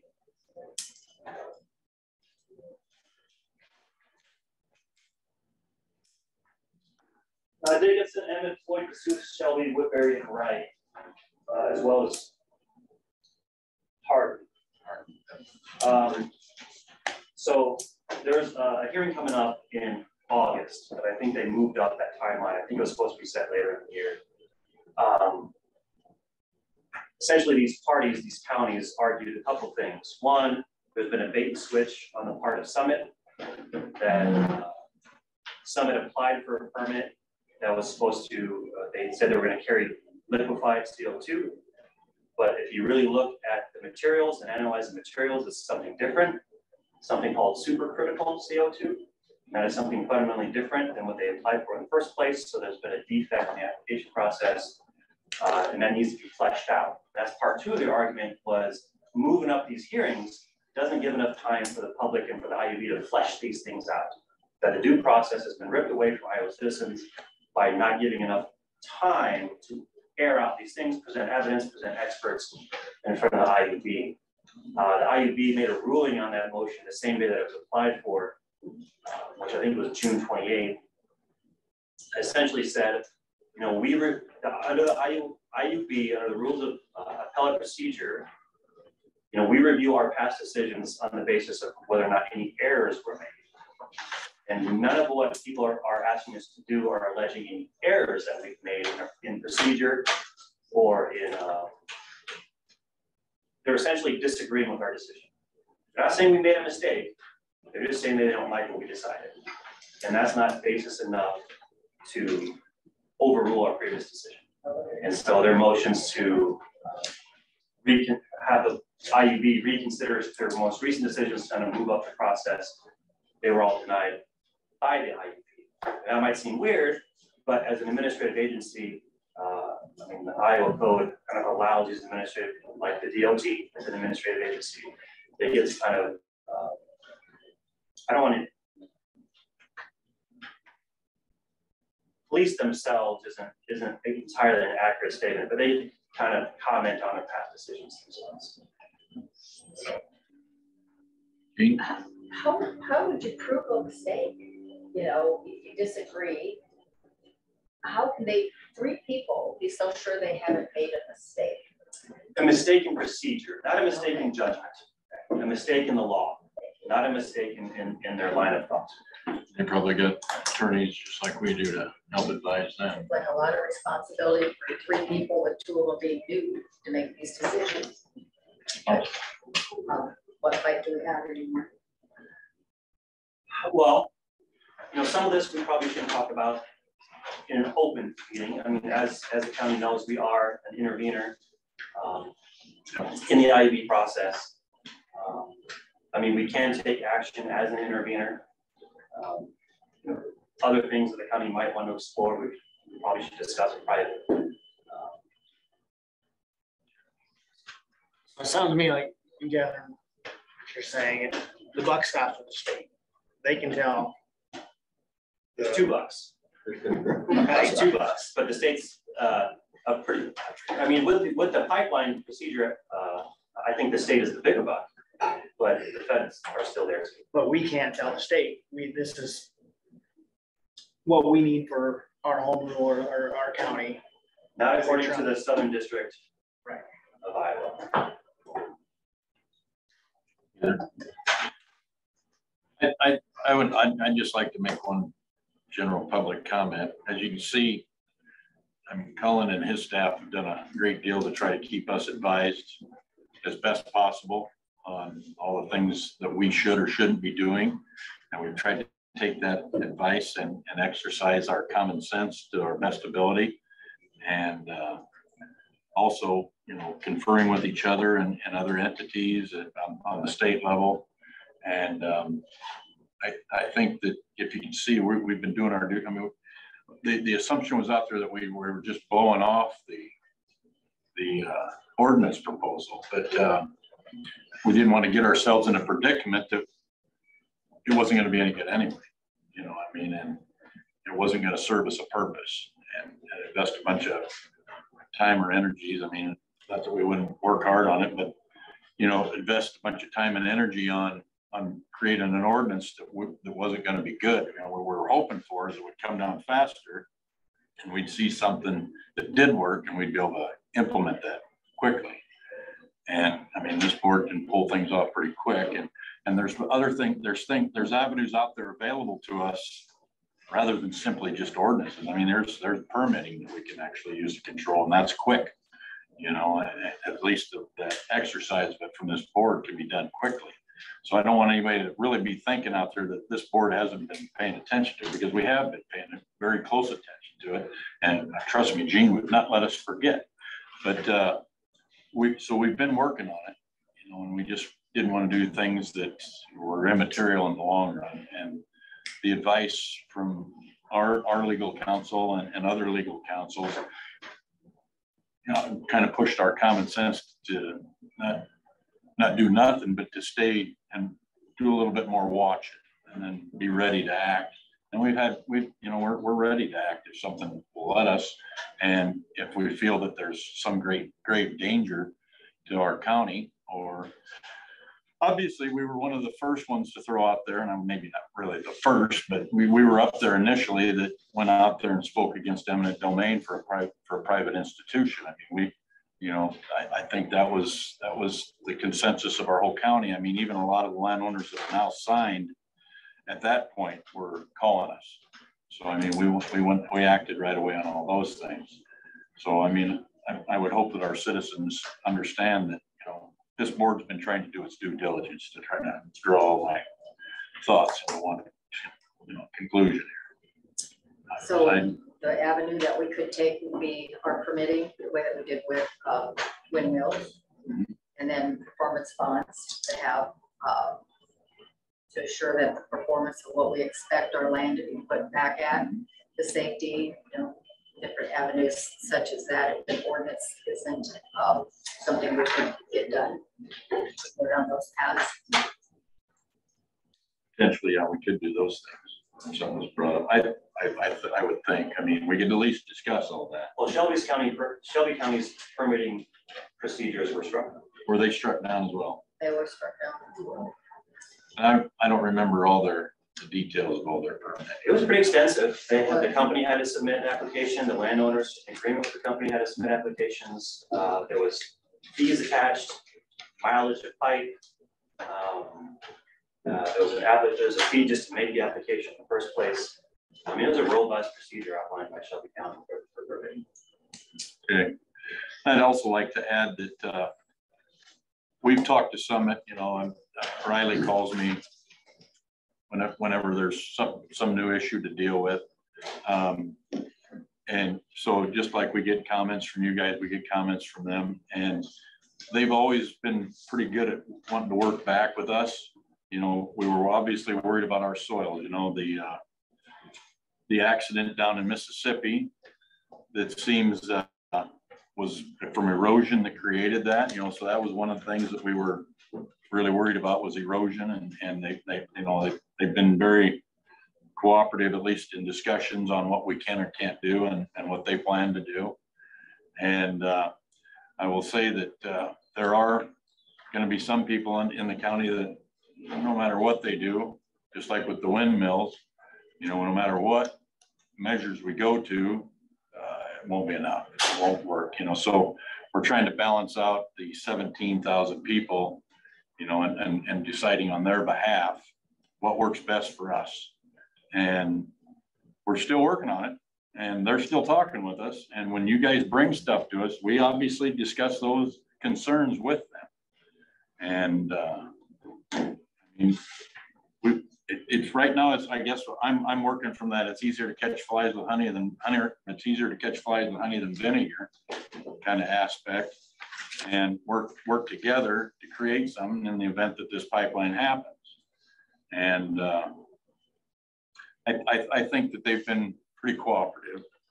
At least they talk with us. Well, in any event, I'm not going to tell you it's been perfect, you know, because we're still talking that the eminent domain's potential, you know, is potentially there, obviously, and that's beyond us to be able to regulate at this point. So, yes, Dave. I think in light of what you brought to us today with Shelby's ruling, going forward, they look at going back into a closed session to discuss our legal avenues. Yeah, Agree, Colin? yeah, I would not recommend discussing that in public right now. I have a question for Summit. Okay, yeah, yeah, sure, yes, you can. Do we have the most updated path you're taking? I kind of hear that there's some changes that have been made. Do you have the most updated for the pumping stations, and is the launcher still going to be the same place? Has any of that changed? Have you changed anything major? I guess specifically to Crawford County, there's still no pump station. The launch receiver location has not changed. That has not changed. We are potentially moving the valve, just transitioning it off of private property onto the Anderson's property, and that's still in works. So the route hasn't officially changed yet. I think they're gonna go out and survey and see if it's even possible here the next week or two, but that could be a minor change. Because that's one of the changes I've kind of been hearing, that they changed some things, but otherwise everything else, you haven't made any plans to try to go around the eminent domain parcels. Are you guys, do you have a backup plan to that? At this point, the route is locked in with the IUP. No matter how much it is just against everything we believe in the United States of America, that you take people's property, we just can't change it. We, at the 2 years ago, were given a corridor by the IUB to stay within that corridor. And now that IUB has changed, there's 2 new members on it. And they can't. It doesn't change the process. I think they follow due process, regardless of the person following that process. Okay. Thank you. May I ask which valve station location they're interested in changing? Is that on H or RM? That's time. What's that now? You want to know if you could ask a question? Yeah, I'm going to give you 5 minutes to go ahead and start, Tim, if you got something that you want to discuss. Okay. Well, obviously, in light of your information, I guess my 4 pages are probably going to be severely redacted. I would ask the board to continue with their intervention process that has already been applied for. When I spoke with Martha, she obviously, and obviously Colin, the county attorneys are waiting for direction from you, and that will probably take place then, I would assume, in a closed meeting. But to reiterate those concerns that the citizens have shared with you, as well as 78% of the Iowan poll that are against the eminent domain use for a private for-profit company. And I guess then to tack onto that, I would encourage that if the IUB is saying that that people are objecting to their decision, then I guess my next objection to the IUB is in their due process is, to my understanding, the permit petitioner is to present their case, their route, their purpose of this project, and explain why it should be granted a permit in this process by moving it up 2 months or 6 months, depending upon the duration of the process, and asking the Exhibit H landowners who are being subjected by eminent domain to testify against a project that hasn't been fully presented.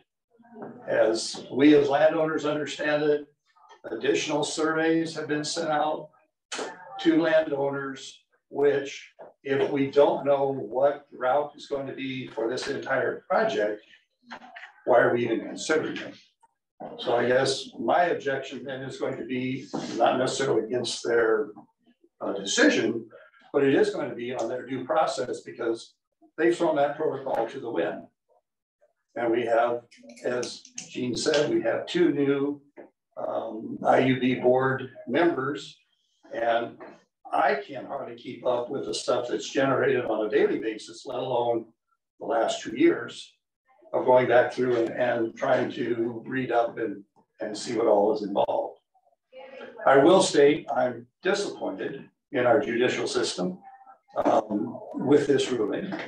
So I guess then if our eggs, some of them have been smashed, and so we have just a few left in the basket, our focus needs to be on how we actually feel as a county to the IUB. I guess, correct me if I'm wrong, but I understand that our opportunity as a county to express those concerns is through this intervention process that begins August 22nd.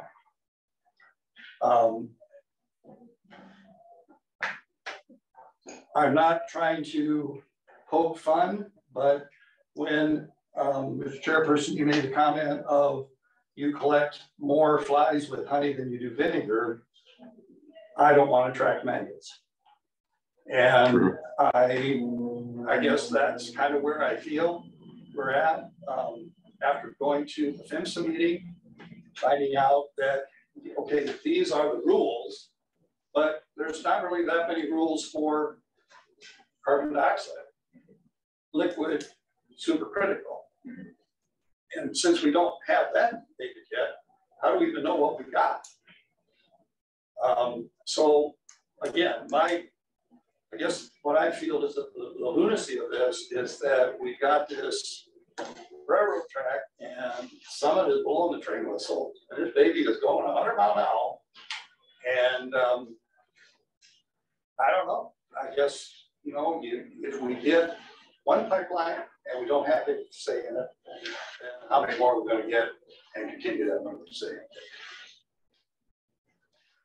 I think that is essentially what I would encourage, again, reiterate, please provide the county attorneys your direction, and if that is inclusive of the eminent domain aspect for the intervention process, then an objection to the protocol that the IUB has violated under previous rule of what they've done.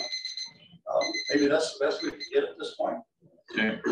And then the last thing I just wanted to know if the valve station is being projected to be different from Avenue H or Avenue R. If it's what? Is it being moved from there? Yes. Because she said something about it Anderson's. She just said it was going to be moved. I am asking for clarification if that's at Avenue H or Avenue R. It's not. He says it's not. So no movement? Correct. Okay, thank you. Okay. Do you have a hand up? I got a hand up. Oh, Unless thank you're you. I didn't even see that. It's kind of hiding there. Oh, there we go. All right. What's that, Jess? Jess Mazur. Jess Mazur on Zoom. Can you hear me? Yes. Thank you very much for the opportunity to speak, and thank you for discussing a pipeline ordinance. My name is Jess Mazur. I live in Des Moines. I work for the Sierra Club, and I've been working with landowners all across the state. And just an update that I thought would be worth sharing with you all today is that over the weekend, the deputy director of PHMSA, Tristan Brown, was on Iowa Public Radio, River to River. And he announced specifically that they will be issuing clarification on jurisdiction of what can counties do, what can states do, what does the federal government do. And so it sounds like that is coming soon. And there's just still a lot that's up in the air, because even at the PHMSA meeting in Des Moines, they all but put in writing saying that counties can do setback distances. So I think in this situation, just with the huge safety concerns, it's better to err on the side of caution and, you know, get an ordinance and stuff on the books, intervene, get it on the books, because there's going to be times where it's too late. And so doing that now to get that in place, and, you know, if you have to rethink your decision later on, you know, it is what it is, but there will be times where it's too late to do this stuff. So I, again, appreciate your time and thank you for letting me speak. Okay, thank you.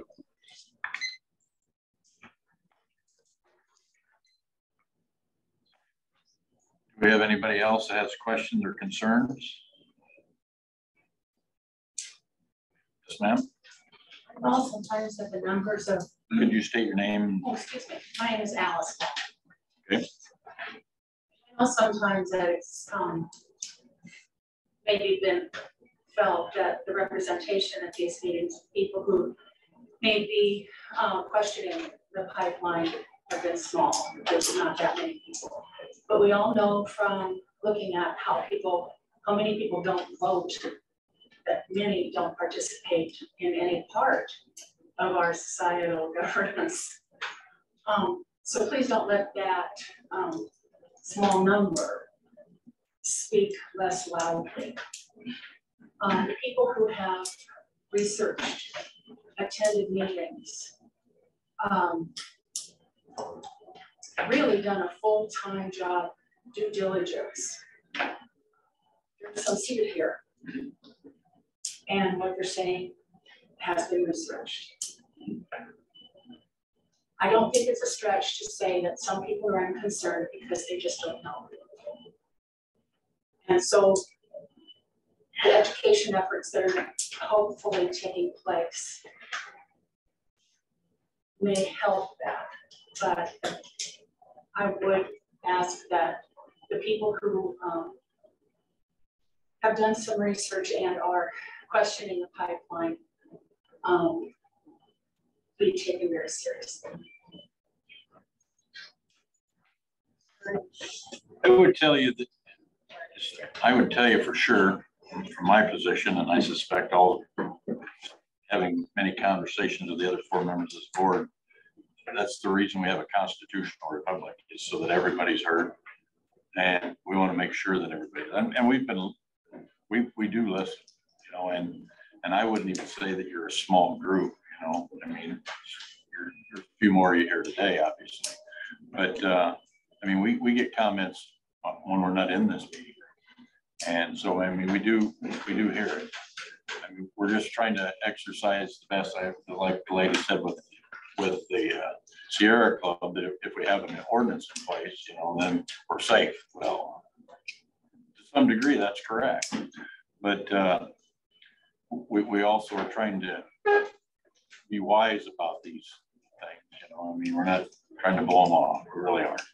But Jean, did you have something? I was just going to kind of piggyback off of what she said, that, you know, when we say that we have 87% of the people that have signed, I think it's not exactly correct that they want the pipeline. They just, when they were, you know, pressured, and some people feel almost bullied to sign, they didn't really understand the whole dynamics of what was coming through Iowa, what it all meant. And I've heard them say that, yeah, I signed, but I hope it doesn't come. You know, I got my money, but I sure hope it does. You guys keep fighting, because we're just fine with having our money and not having it come through. So that's the fact that people sign doesn't necessarily mean they're 100% for this pipeline coming through Iowa at all costs, at whatever it takes. And I do believe that somehow the upper governments have decided it's what they want to do. And there's just pressure from the top to make sure that everybody stays in line with it because of all the money that's involved. And this comes down to a money issue. They try to talk to us as a county. It's going to bring $800,000 worth of tax revenue through, but then when we talk to the assessor, and they think maybe more like $500,000, which is still something to look at. but why tell us 800 when it maybe is more like 500,000 and we don't really know that number? There's just so many unknowns and things change, but I appreciate your coming forward and speaking for people who don't have the time. They're working, they have families, they can't come and sit every Tuesday to make sure that they're heard. We appreciate the people that do come forward and have done their research. So. There's another hand up. There's another hand up. Yeah. Who's it? Bonnie? Bonnie Ewell. Yep. Yeah, good morning. Good morning. Yeah, kind of on a different note, I just want to make the board aware of what we're all going through right now. Landowners who have not signed and are targeted for eminent domain, we're labeled as Exhibit H landowners. And we get an opportunity to defend our property before the Iowa Utilities Board in person. We thought that that hearing was going to start in October, and just recently they moved that up to August 22nd. So that gives two less months to prepare.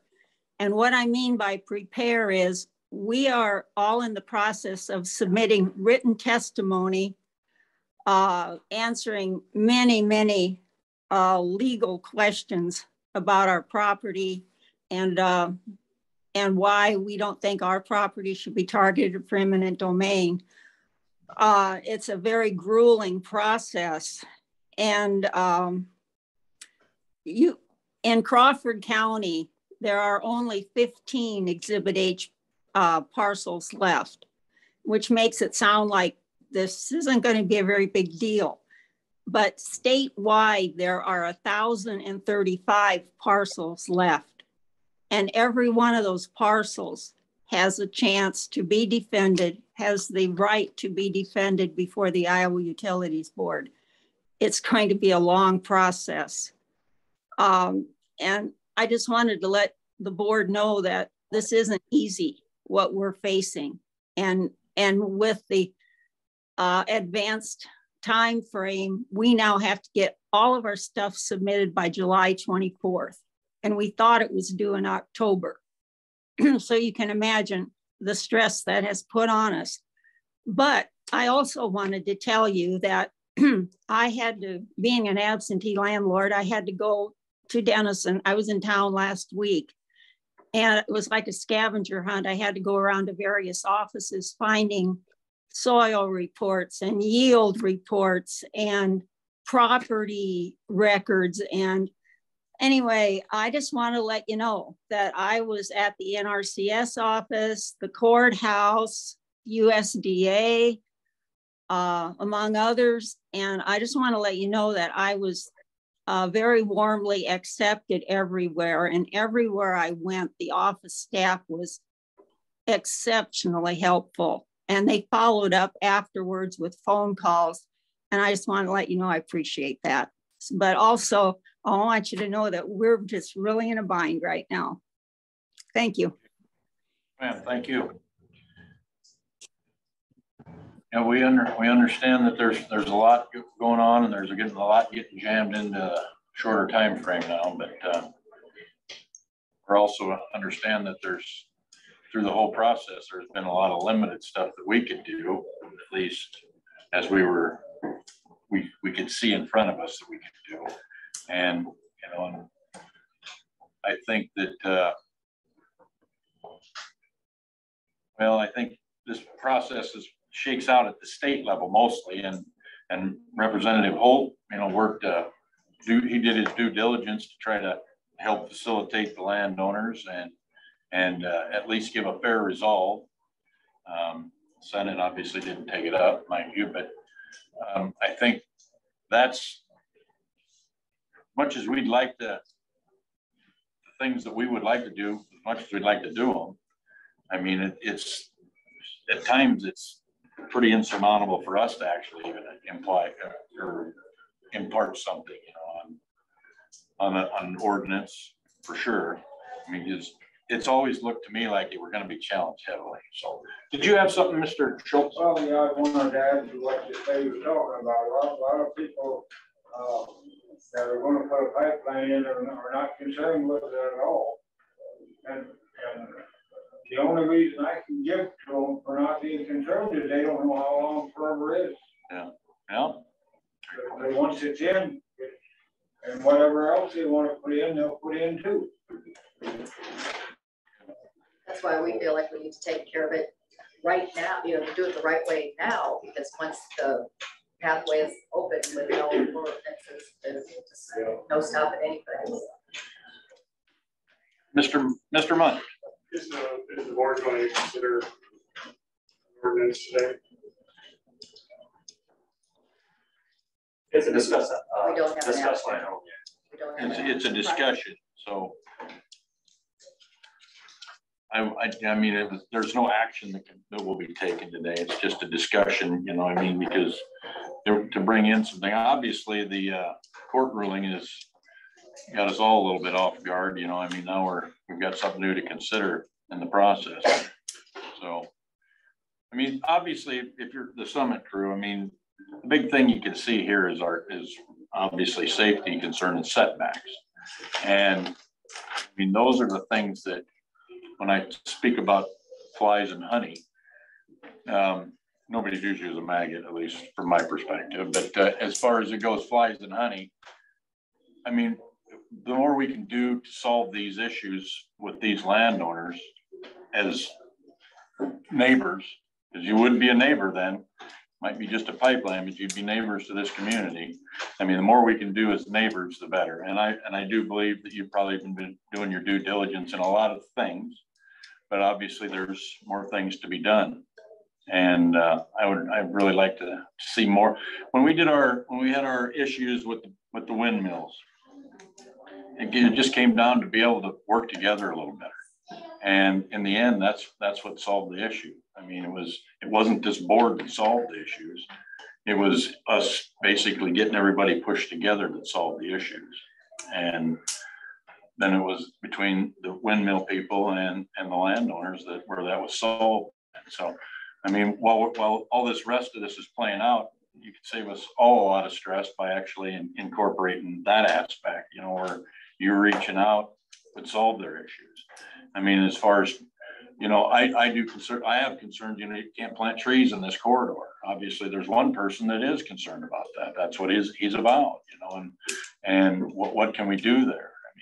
I mean, I won't speak for any of his reasons why that's important to him, is that's his business, but it's his property, and that's, you know, and then it's obviously safety. And, you know, you guys have spoke to doing more for trainings. Obviously, I'd like to see some of that in a writing, you know, as far as the public aspect, you know, I mean, what kind of training? If we've got a thing like this, I've talked with Kyle about this because we're old firemen, and, you know, tech level training. We used to have a lot of good tech level training because farmland actually would always facilitate that. I'd like to see something where we do a tech level training every other year or so. You know, maybe every third year, you know, and firemen stick around a while, but, you know, something that you guys would, through your means with the other pipeline companies, work out as a finance project for our firemen to be properly trained so that they realize all the things that they're going to face when they come into one of your situations or a propane or, you know, LP situation, whatever the case would be. But I think these are things that we're learning now. Going forward, we've got to be better prepared for. I mean, yes, I'm looking for some feedback here. A couple things you hit on, I'll try. I left the office with printouts. I did not have the results from the hearing when I left the office yesterday. So some of them are not as relevant, but we listened to your conversation 2 weeks ago. A lot of it was on emergency response and training. We can sit down and have a full meeting if you're interested on the process that we have planned out. But what I printed out was the pages within the federal regulation that regulates how and how frequently we train emergency responders. So what it is you have to train them at least once every calendar year, not to exceed every 15 months.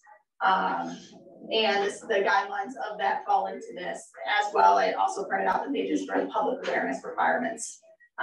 So CFR 195 tends to like to point you at different regulations. So it's saying follow API's regulation on emergency training, and that's actually what it does here. Or sorry, that's on public awareness. But we have a pamphlet we've now created that's gonna be county specific. We're gonna go to each emergency manager in each county. This will happen during construction. And we'll build it out specific to that county.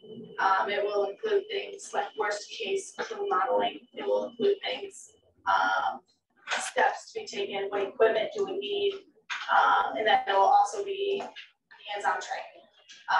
And then we're required to come back in at least once every calendar year, or as new hires come on and be trained. And that will all be discussed and planned during those emergency management training sessions and sit downs with the leadership of each of the emergency response organizations. So I kind of have that, I printed out a copy for each of you guys on it. This is just the federal regulation of it, which, you know, just means we have to do it.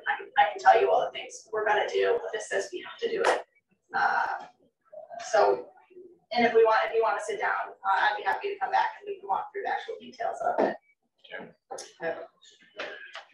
Can you go above and beyond the federal procedures?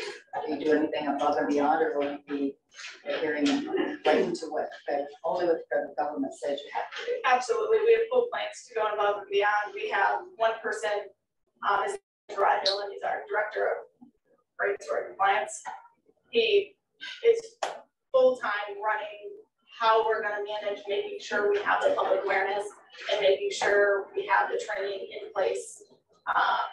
What's unique about this project that most pipelines don't have is we have stopping points all over the place. So we'll have people placed at all of those locations, as well as management from the ethanol plants that you guys have reach out options to. And then obviously we'll have the regular operators who work on the pipeline to answer 811 calls and various activities like that.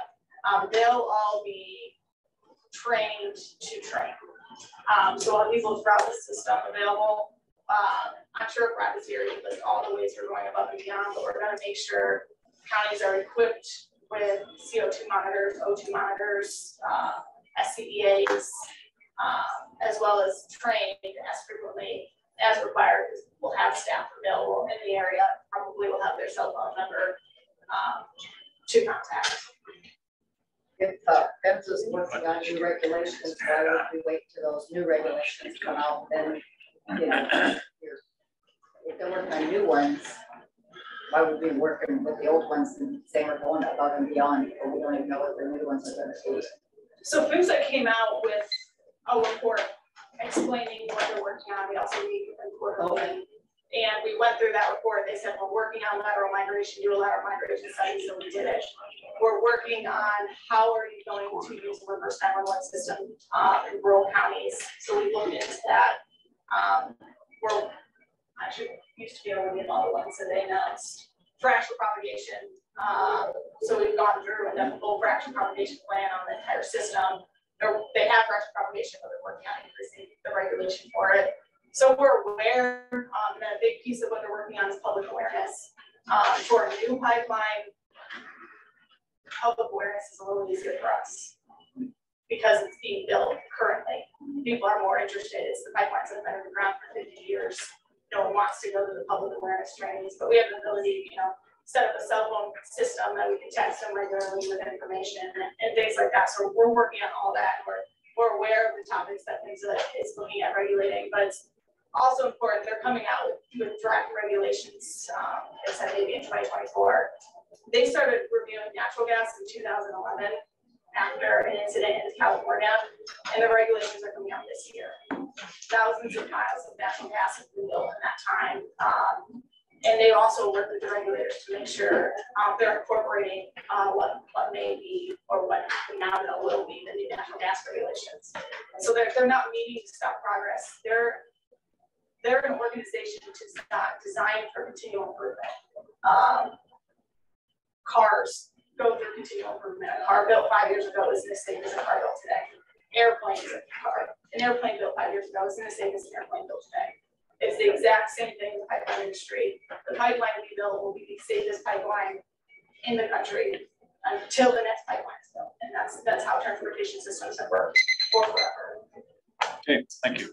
I got a question about your people that you're gonna have pre-positioned out here, will they be trained at a hazmat tech level?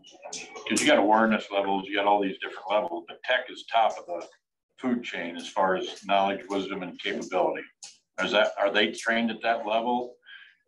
I guess I'm confused. You're asking, will we train who? Well, the people that you have out here, your employees. Yeah. Man, I might have to leave that question for the correct department. Yeah. They will be first response trained, and then we'll also have our control room who will dictate what is happening. But yes, they'll be fully trained to say, this is what's happening. These are the exact steps we need to take. These are the people we need to alert. Most of it is dictated by regulations. But yes, I guess the short answer, I don't know exactly your level. I'd have to ask our specialists, but they will be very trained on how to react in an emergency situation. Okay. Well, technician level would be, I mean, they can actually handle everything that happens, or potentially be able to have the skills to handle everything in a situation. Yes. You know, and then have the gear that they always carry with them, whether they got SCBAs with them at all times, you know, or they could deploy to us an emergency immediately and that type of stuff. I mean, just basically what I'm saying, train the firemen to the tech level, you know, I mean, and maybe even our EMS people. I mean, that's the thing is, you know, most people out there don't realize that when you drive down into the cloud, your car's gonna die because it doesn't have any oxygen either, you know, I mean. So, I mean, those are those things that most of our firemen have the awareness of, but then how to handle all that and deal with it and respond and save lives, that's our objective. All that SCBA requirements, shelter in place information that's been coming out from ABI in the last couple of weeks. All of that will be incorporated into the training that will take place from emergency responders. Okay. Question. Has the board, if they've received food modeling or risk analysis assessment from Summit yet? Have you received food modeling or risk assessment analysis from the company yet? Have you seen? I have not had anything personally. Oh, okay. So are you going to ask for that? Because that's pretty important for safety for our county to be prepared. And when would you get that? They're here. When will we get that? Summit's here. When would we get food modeling and things like that has become our attention? Dispersion analyses are protected at the federal level in terms of safety. It's actually through a TSA Act, giving the public the general information of any pipeline in the worst case ruptures and the worst spots for worst case ruptures is a threat to national security at the TSA approved level for critical infrastructure. So at no point will we fully publicize. I think they talked about that at the PHMSA thing. I think I remember seeing that. I think that was discussed, and the national security implications on everything that could happen, because obviously that ain't just information we want to know, it's information terrorists might want to know. So, but my thing, that's why I want to get it to the need to know people, the fire service, the EMS why we'll service. have, you know, information in the emergency response training on, you know, this is worst case in the winter, worst case in the summer. This is how we need to react with the assumption that it's worst case because we don't obviously know any situation, and we'll have all that information to go through all of that with emergency responders. Okay, yes, ma'am. So I guess my question with the board would also be then why do we wait till after construction? What's the difference between after we start construction and right now as far as terrorists? Oh, and in North Dakota, they have released the full modeling to their boards of supervisors. So it can be done. Okay, these are questions that obviously we can. The board, I'm for the board. Well, so you're asking us why we haven't done that? Why you haven't requested that, yes. Well, number one, I just expressed it. It was a terrorist concern. So, I mean, I was under the impression we couldn't even get it because that was said at the PHMSA meeting, which is the federal level. So I guess that would be the thing is we'll have our county attorney see what levels we can get of that, and what can we get of that? Do you know? At this point, we're not releasing anything on this analysis. I believe some of it will be discussed in the IUB process. I'm not. I'm not trying to put you on the spot. Don't say anything more than you can legally. Yeah, we're not giving out any dispersion analysis, and during the training, we're not saying this is the dispersion analysis here for the public. We're gonna say this is the point. This is in these situations how things go. It's not gonna be a full release because we can't. Say, Sandy, who did you say released that information? North Dakota. North Dakota? Yeah. I don't have the county. The state authorized or required it, or the county just asked for it and got it? I'd be interested to know that too. Because we've discussed, I actually was asked by a representative from the hospital what their concern should be, and they did some checking on their own. And due to the fact that it turns in towards Denison, obviously it was a bigger concern for them, but they were told that they probably didn't have a lot to worry about, but the questions are still being asked. And that's why I've done some more check on that too. So I mean, right, it's supposed to be part of their permit application. That's been section something left one. So it's supposed to be, if it's against the law, why would they have a part of the application for that? question. Okay, we'll check on that too. Is there anything else? We're getting close to, yes, ma'am. Get my 5 minutes in. Colin, I have a question for you.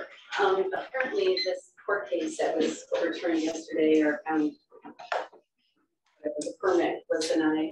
That was for the permit fees, and then there's another one for the whole Shelby County objection that's dated January 17th and 18th. Do you know the difference between the two? So one was for the ordinance and one was for an injunction on the permit fees. what I spoke about earlier was the injunction. Right. The injunction covered setbacks, permitting, safety planning, and abandonment procedures. And those were all outlined in the court as part of the Shelby County's ordinance that Summit requested an injunction against. So the rest of the ordinance is still standing until they go to court in January. And Dave asked that earlier, and I haven't read, like I said, it word for word. I know that those specific provisions were knocked down. And I don't know what's left of the Shelby County ordinance. I have the Shelby County ordinance printed off here, and I have the ruling. I just haven't. And I know Tim is already appealing it, so the decision. Right. The other thing, has the board seen the South Dakota rancher farmer that was, Jean's shaking her head. I have. That was, the Summit came on, the Summit survey people came on with a big drill, went through 4 fences, through his crops, through trees he and his children had just planted, and then put a restraining order against him so he couldn't even go within 100 feet. Have you all watched that or got any information? I heard something about it, but I haven't. Jared Bosley is his name. He testified, or he presented Saturday at Fort Dodge, which we wish more of our supervisors had attended. Steve King was up there, and a lot of other, like Steve King was there. I listened to it on Facebook. Great, okay. So he had a very compelling. It was scary. What happened to him and his family, the fact that you can have a restraining order put against you on your own property, and people coming inside your homes when you're, yeah, it was something to, yeah. So they came onto his land, for the rest of you don't know, and opened up his door, yelled, and his wife was in the shower. He was 10 miles away planting alfalfa, I think, I'm not sure, something, and then went into his shop and then accused him of, after a 6-second phone call, accused him of threatening to kill him. So they had to go to a judge. He has, they overturned that, but they still left a restraining order for him when Summit came armed for the survey. And they had the sheriff. So if that can happen in South Dakota, where they have 89 parcels already up for eminent domain, what's going to happen here in Iowa, especially in Crawford County? And that was part of the Summit line? Yes. I'll send you the video of, if you haven't seen it yet. Yeah, that'd be nice. And then that the other concerns thing me you a little said, bit it's just more. a safety concern for these easements. These easements are forever. It's not just safety. It's we're losing our land.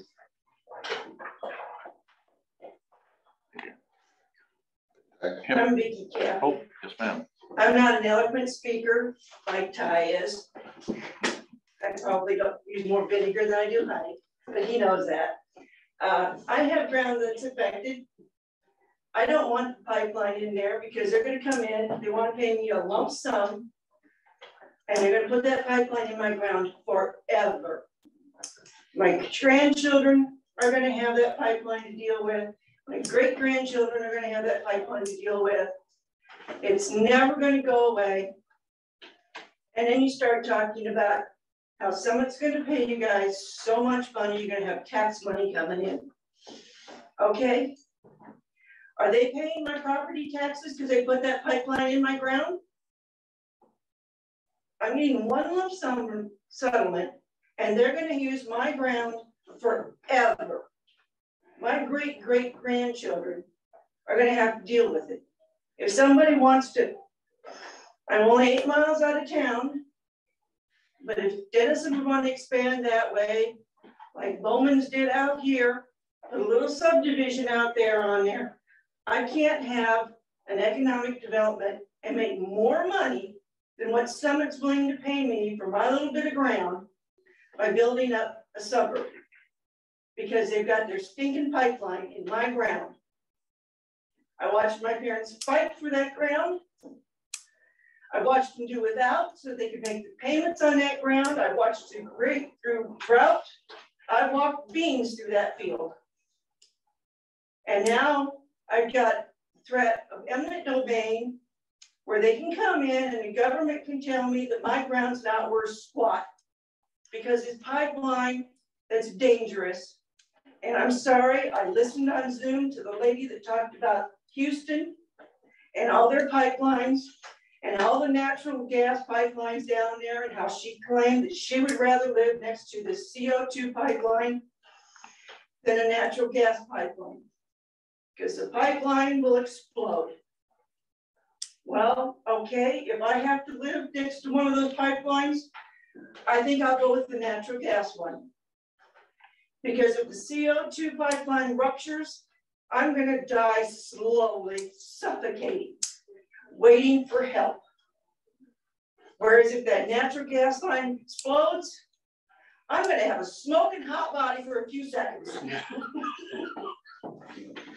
I think I could live that way. I wanna go in a boom instead of slowly suffocating, watching my life pass before my eyes. Thank you. Yes, ma'am, thank you.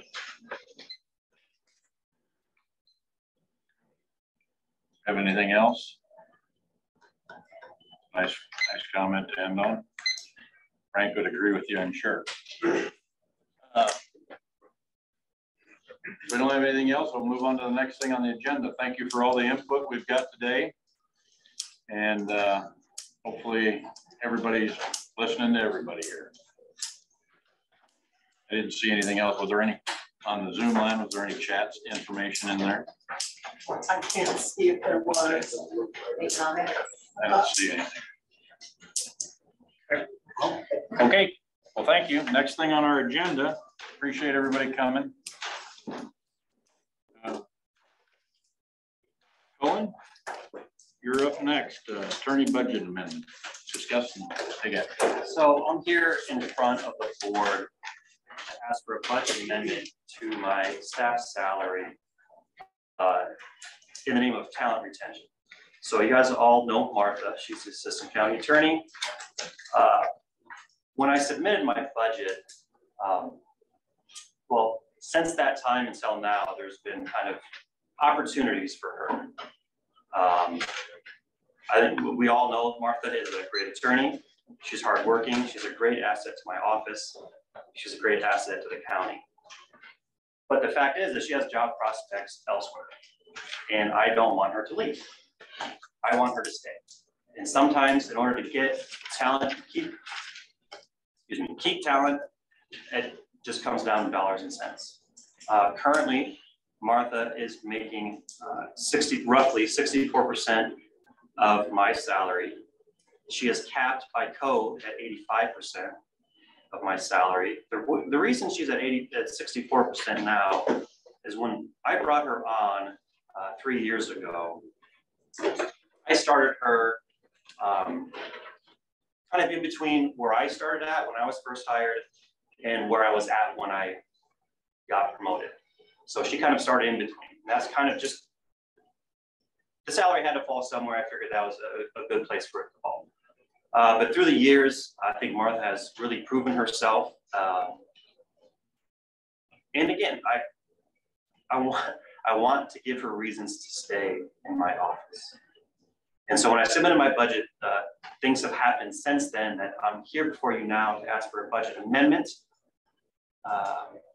to increase the county attorney's budget to allow for an increase in her salary.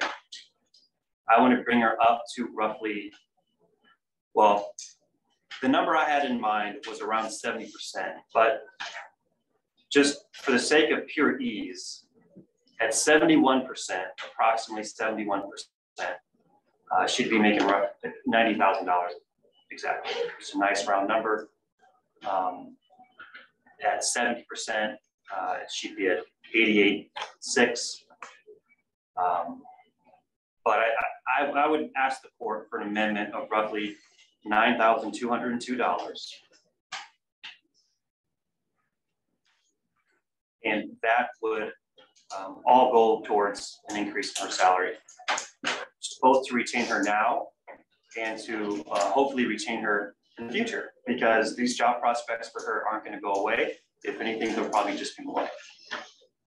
And while I can't, I don't expect the board to shoot the budget up all the way to the 85% max. That's not what I'm asking for. But I think an increase is warranted.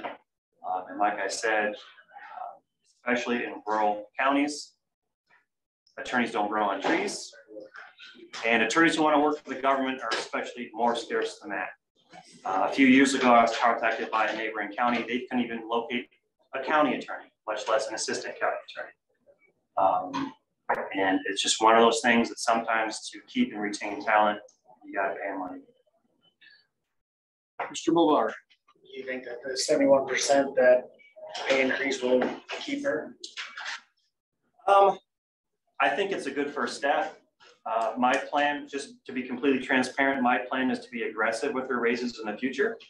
I'm not coming here asking for the whole enchilada right away, but the board shouldn't be surprised that in future budgets that I submit are going to have good increases for her, more than what she's been getting in the past. So this 9,202 though, that's the 71%. That's approximately 71%. And take her to 90 grand. Yep. What's your temperature if she does leave, or this doesn't retain her, of finding someone to fill that position? That's a great question. Like I was saying earlier, rural attorneys who want to work for the government are fairly scarce. I think even if this budget amendment and this raise for Martha isn't enough to keep her in my office, I think it might be needed to have a bigger pot to attract talent. We'll never replace Martha and the fact of what she does for us, but in order to get someone to consider coming out to Crawford County to be an assistant, it might need to be a salary of this magnitude. Not that I would automatically use it, but having the option to use it would certainly help attract people. Still driving from Carroll, living in Carroll? Yes. Temple. You have anything? Oh, I don't want to see we're putting a lot of workload on our It does a great job staff to keep staff that is, as they stated with the junior members of IUB, can't digest all that information. I think it's somewhat important to try to retain what we have. I don't necessarily, I think we don't have to, if the board chooses to go down this. Is it something we need to do today, or is it something we need to do in October, or Right, we usually plan for, there's usually opportunities for amendments in the October timeframe. I mean, so, this wouldn't, I think you probably not allow for the raise to happen when Colin desires for it to happen. Just the additional money, and you wouldn't use up the funds that you currently have in your budget anyway. Right, You know I mean, what the I'm budget, saying? I have a fresh fiscal budget, so I have room in my budget to increase your salary right now. Right. But at the end of the fiscal year, I'm gonna be short, Right. and that's why I'm here. So I guess if you're looking for advice or whatever, I could get behind having a budget amendment at some time. Yeah, we might be premature on the amendment, but it's not something I want to do without some kind of direction from the board, because otherwise I'll just be short in my budget. Well, I appreciate, Colin, you coming forward and telling us what you're dealing with in your office and what you're trying to do to best serve our public and being upfront with us. Dean, did you have anything? No, we talked about it. I think this board has just as much faith in Martha as we do Colin. I mean, she's been a huge asset in anything that we've discussed with her or with Colin. She's been, Well, the advice we've gotten has been very good. If you see what, like the city no longer has an attorney, you know, what they have to pay each month, anytime they ask a question, anytime they need any work done, it really adds up really fast. And I think that's something we need to look at too. What would happen if we just had somebody on that would be called for an hourly rate every time we had a question, every time we would come to the board and help us with this. It would really be an expensive venture for us to. Well, I will tell you, when I went through all the extra stuff that I was doing with the windmills, Martha was invaluable. And she's, a lot of times you have to question off the top of her head, so I concur with the consensus. It's fair to be in the board. Go ahead, Dave. So as we sit now, really you just need consensus from us. Right, yeah, I suppose the amendment, request for an amendment might be premature, because I know Terry likes to kind of lump them all in later in the year, and that makes sense. Well, there's expensive, because we have advertising and things Yeah, like that to consider. that makes sense. But it's something I want to institute beforehand, and so that's why. So I think you have consensus from the board then. I would agree, Dave. Okay, Thank you. Thank you, guys. All right.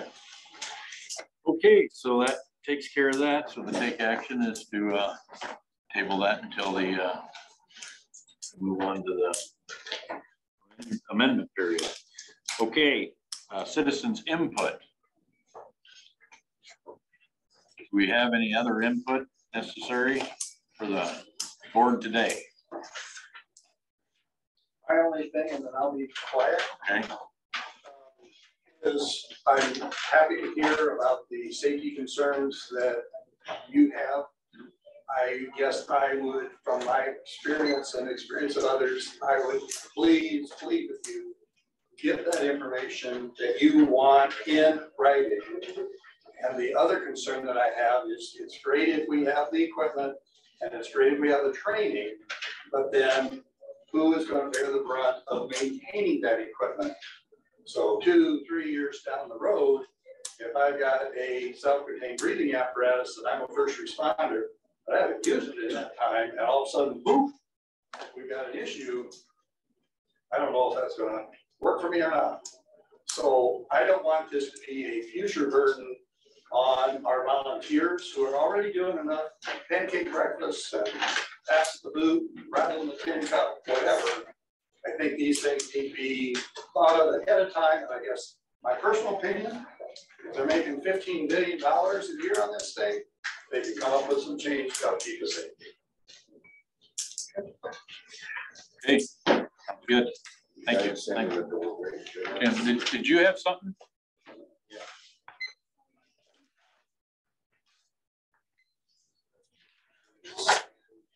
Here, okay.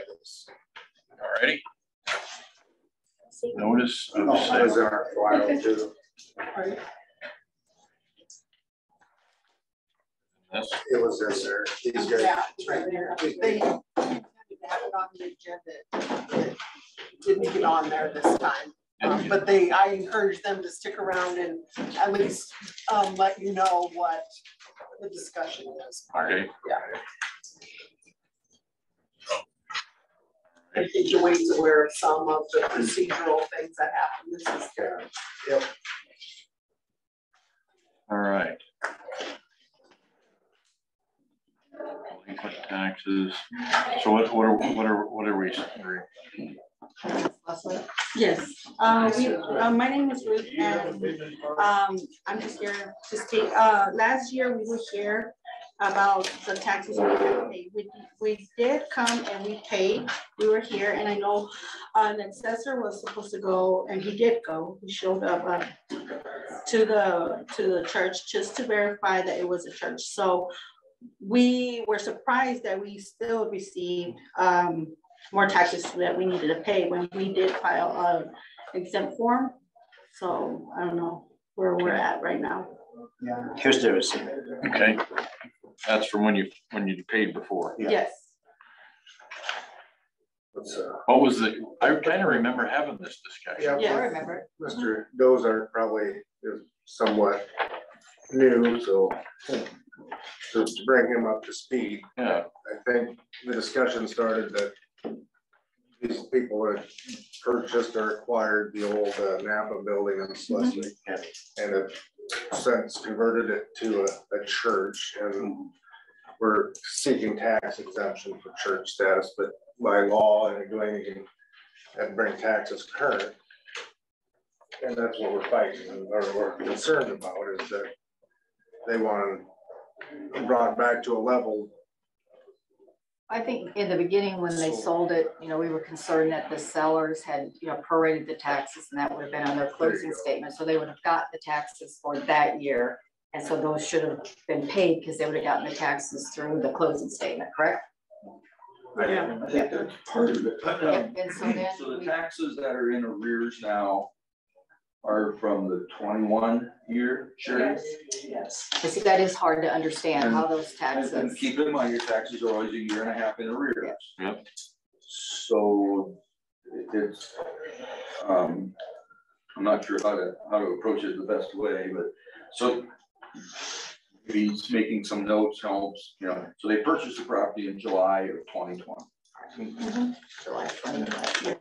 In June of 22, they applied for the tax exemption. So we got with them and did an inspection of the property sometime in November of 22. I didn't look up the exact date other than the pictures were dated like November 20th or something like that of 22. So the earliest we can make an adjustment or make a property exempt is for our 23 year, our January 1 of 23 tax year. And I believe when they were here last time, we said that, you know, if they brought them up to date, we could maybe recommend to the supervisors to abate the 22 year taxes. Okay. But keep in mind, these are for the 21 year. And I guess, does everybody follow that? Yes. These are actually the 21 year. Okay. And they bought it, you know, they didn't do the exempt application until 6/13 of 22. Purchase the property in 20. Yes. Yep. So they were kind of 2 years late to get the tax abatement, which I don't know what the status of the property was during that time. Rented out as something, or were they remodeling or whatever? I mean, I don't have any notes explaining that. Taxes are per year. Do you have what the Sherry? The redeemed during the month of June is 1,972. Looks like they were approximately $876 a half. Not quite 18. Yeah, 1,800.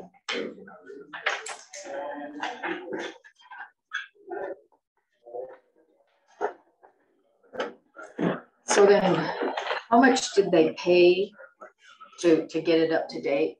Last time we came, we paid that amount. You paid that amount right there. 2019. Yep, 2019. Yep. And that was on June 24th of 22. Yes. That's correct.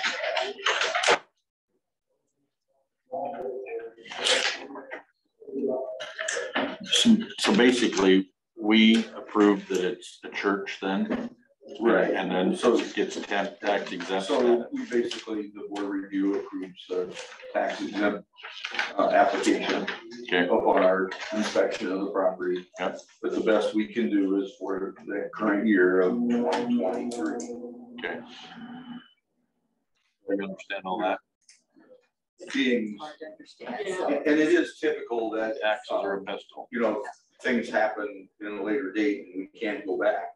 But a lot of, I would hope on most of those, Terry and Terry kind of work together and go back and say, you know, we could see our way to recommend to you. I can't speak for those two, but I would recommend the 22 year be abated. But that's not going to happen until here in a couple months with Terry those tax statements. Okay. But I think there's still taxes from the 21 year that need to be paid. That need to be current. That you probably can, you know, that you could probably see your way to maybe abate the penalty and interest. Is that the correct wording? It is, but my concern with that is we've sent out notices and everything. Now we're just now hearing about, we're just now getting this request. So the tax statement's gone out, the notice of delinquency's gone out, and we've already had the tax sale. So the investor is going to need to be. The investor has to be counted. Yeah. So yeah, the investor is paying these taxes, so it's hard to go back now. And how much was that? And that was for the 21 year, 21? So the total if paid this month is $2,010 that we need to collect. Had they come in prior to the tax sale and asked for an abatement, it would have been a lot easier to do, but at this point it's kind of hard. Is the correct post office box, you guys are getting those notices. Yes. So when you got the notices, well, did you how many letters would you have sent out here? They probably had contacted the tax statement, we received May notice, and then the one showing it sold. So we're just email, but we don't have hold up the conversation, so we're only at one going on in the room here at a time. Dwayne, Sherry and Dwayne, finish yours, and then we can take up with what Gene's got going on here. Sure. Unless you have questions on those dates, that's about all I can. So the 21 year, which was $2,010 roughly, that's got to be paid in order for us to complete this. But we can, because we have been sending notices, we really shouldn't or can't excuse penalty and interest. So that would be the 2010 total. Is that right, Sherry? Yes. $2,010, and then we can address the 23 and 22 year taxes, and which will be due in a few months. But yeah, but we could abate them because your application was already put in. Is that, am I understanding that correct? So the application was not done until 6/13 of 22, so it was too late for us to act back to 1/1 of 22, but in the past, you guys have at the appropriate time abated. We can. That's entirely. That's up to the board. Yeah, that's the board's the will of the board. Okay, Gene. So the dollar amount of the abatement from 1/1 of 22 till 6/13 of 22, do we have a dollar amount for that? I don't. Sure, you might. The recommendation would be that we possibly abate starting with 1/1 of 22, correct? Yeah, so it'd be the 22 taxes payable of all of. Which haven't been certified yet, so we don't know what that. Yeah, we don't know what they are. Yeah. That's why you kind of wait until, I think the thing to do would be wait until those tax statements come out with it, Terry. Probably. Probably be the simplest. And that would all be time after they had already. That'll be next month. Yeah. They'll go out next month. Okay. Any other questions? No. So the action today, we can't do anything today. No, this is citizens input. Right. I feel like we should be able to do something to, upon the recommendation, to help, because this is I can remember you guys coming in, it's been a misunderstanding, they did pay the 2,919, thinking that that would take care of it. It's just so confusing to everybody, you know, how taxes are paid a year in arrears, and but we can only do what we can do. And so I think that we need to take the recommendation. And, well, you're right, we can only do what we can do, right. but being they were notified 3 times that their taxes were delinquent, and now it's went to tax sale, and now an investor owns that tax certificate. We cannot. You have to pay the investor. We cannot. we can only do what we can do. Somebody's gonna have to pay that $2,010 to get the tax back. And then we can move forward. And we can move forward.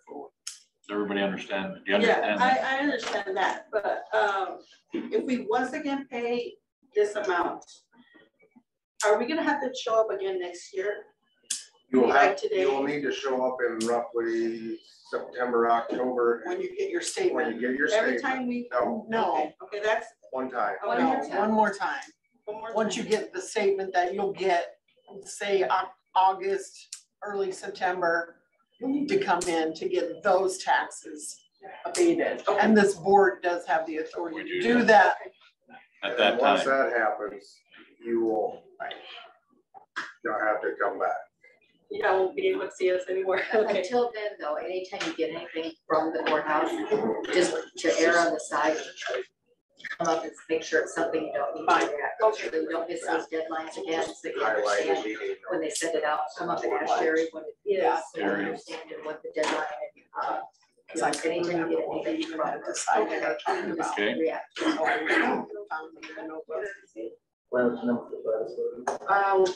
By when do we have to pay this? This month? I couldn't hear your question. By when do they need to pay the 2010 or whatever the dollar amount is? By the end of July, or it increases in August. Okay. Okay. All right. So this month. So this month, if it goes after that, all right. Best to do it this month. So you don't do that. Okay. All right. Okay. And that has to be guaranteed funds because it's a tax sale. It has to be cashier's check. Cashier's check or money. Okay. Make note, pay that by the end of July, come see us. When you get your statement. Middle of September. Yep. When you get your statement, just come see us. Okay. Come get on the agenda. Get on the agenda. Call the auditor's office and get on our agenda. Do I have to fill out? Because we'll have to have it. It's got to be a take action item. Okay. We're sorry it's confusing. It's not That's why we have experts. It's a hard process. Well, we should more. Okay. Thank you. Yep. Sorry about the confusion. All right, thank you. Thank you. Okay, Sherry? First of all, I failed to put the CDL on the agenda, so I don't know if you guys brought it up at all. You did. Okay. Yes, we did. So we know that we're hopefully still going to be in compliance and get to keep our CDL testing site as long as the DOT doesn't change any rules. The feds don't change any rules, it's not the DOT. Yep. So that's good. Federal The other thing, monitor. I just wanted to let you guys know that we've been negotiating different interest rates in our office. And just as an example, from July 1st to June of 22, our interest on our accounts was $25,681.51. We negotiated some higher interest rates. July of 22 through June of 22, our interest went up to $201,991.06. Which is an increase by $176. Outstanding. So I think that's good. Yeah, good job. And we're looking at calling again to see if now that it's been 6 months, if they can reevaluate that. Excellent. Very good. Good job. That's what we're needing. Additional funding through other means than taxes.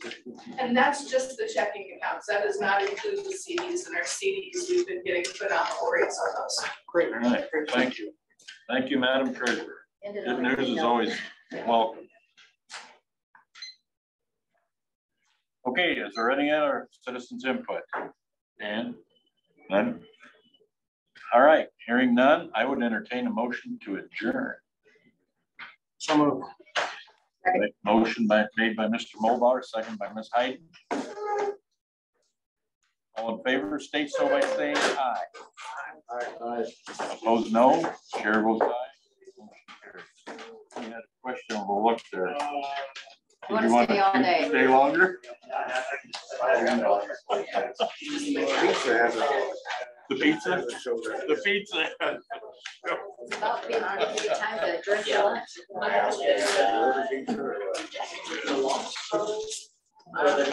Oh, shoot. Well, I'm not gonna lie to you. Get out of here quicker. Oh.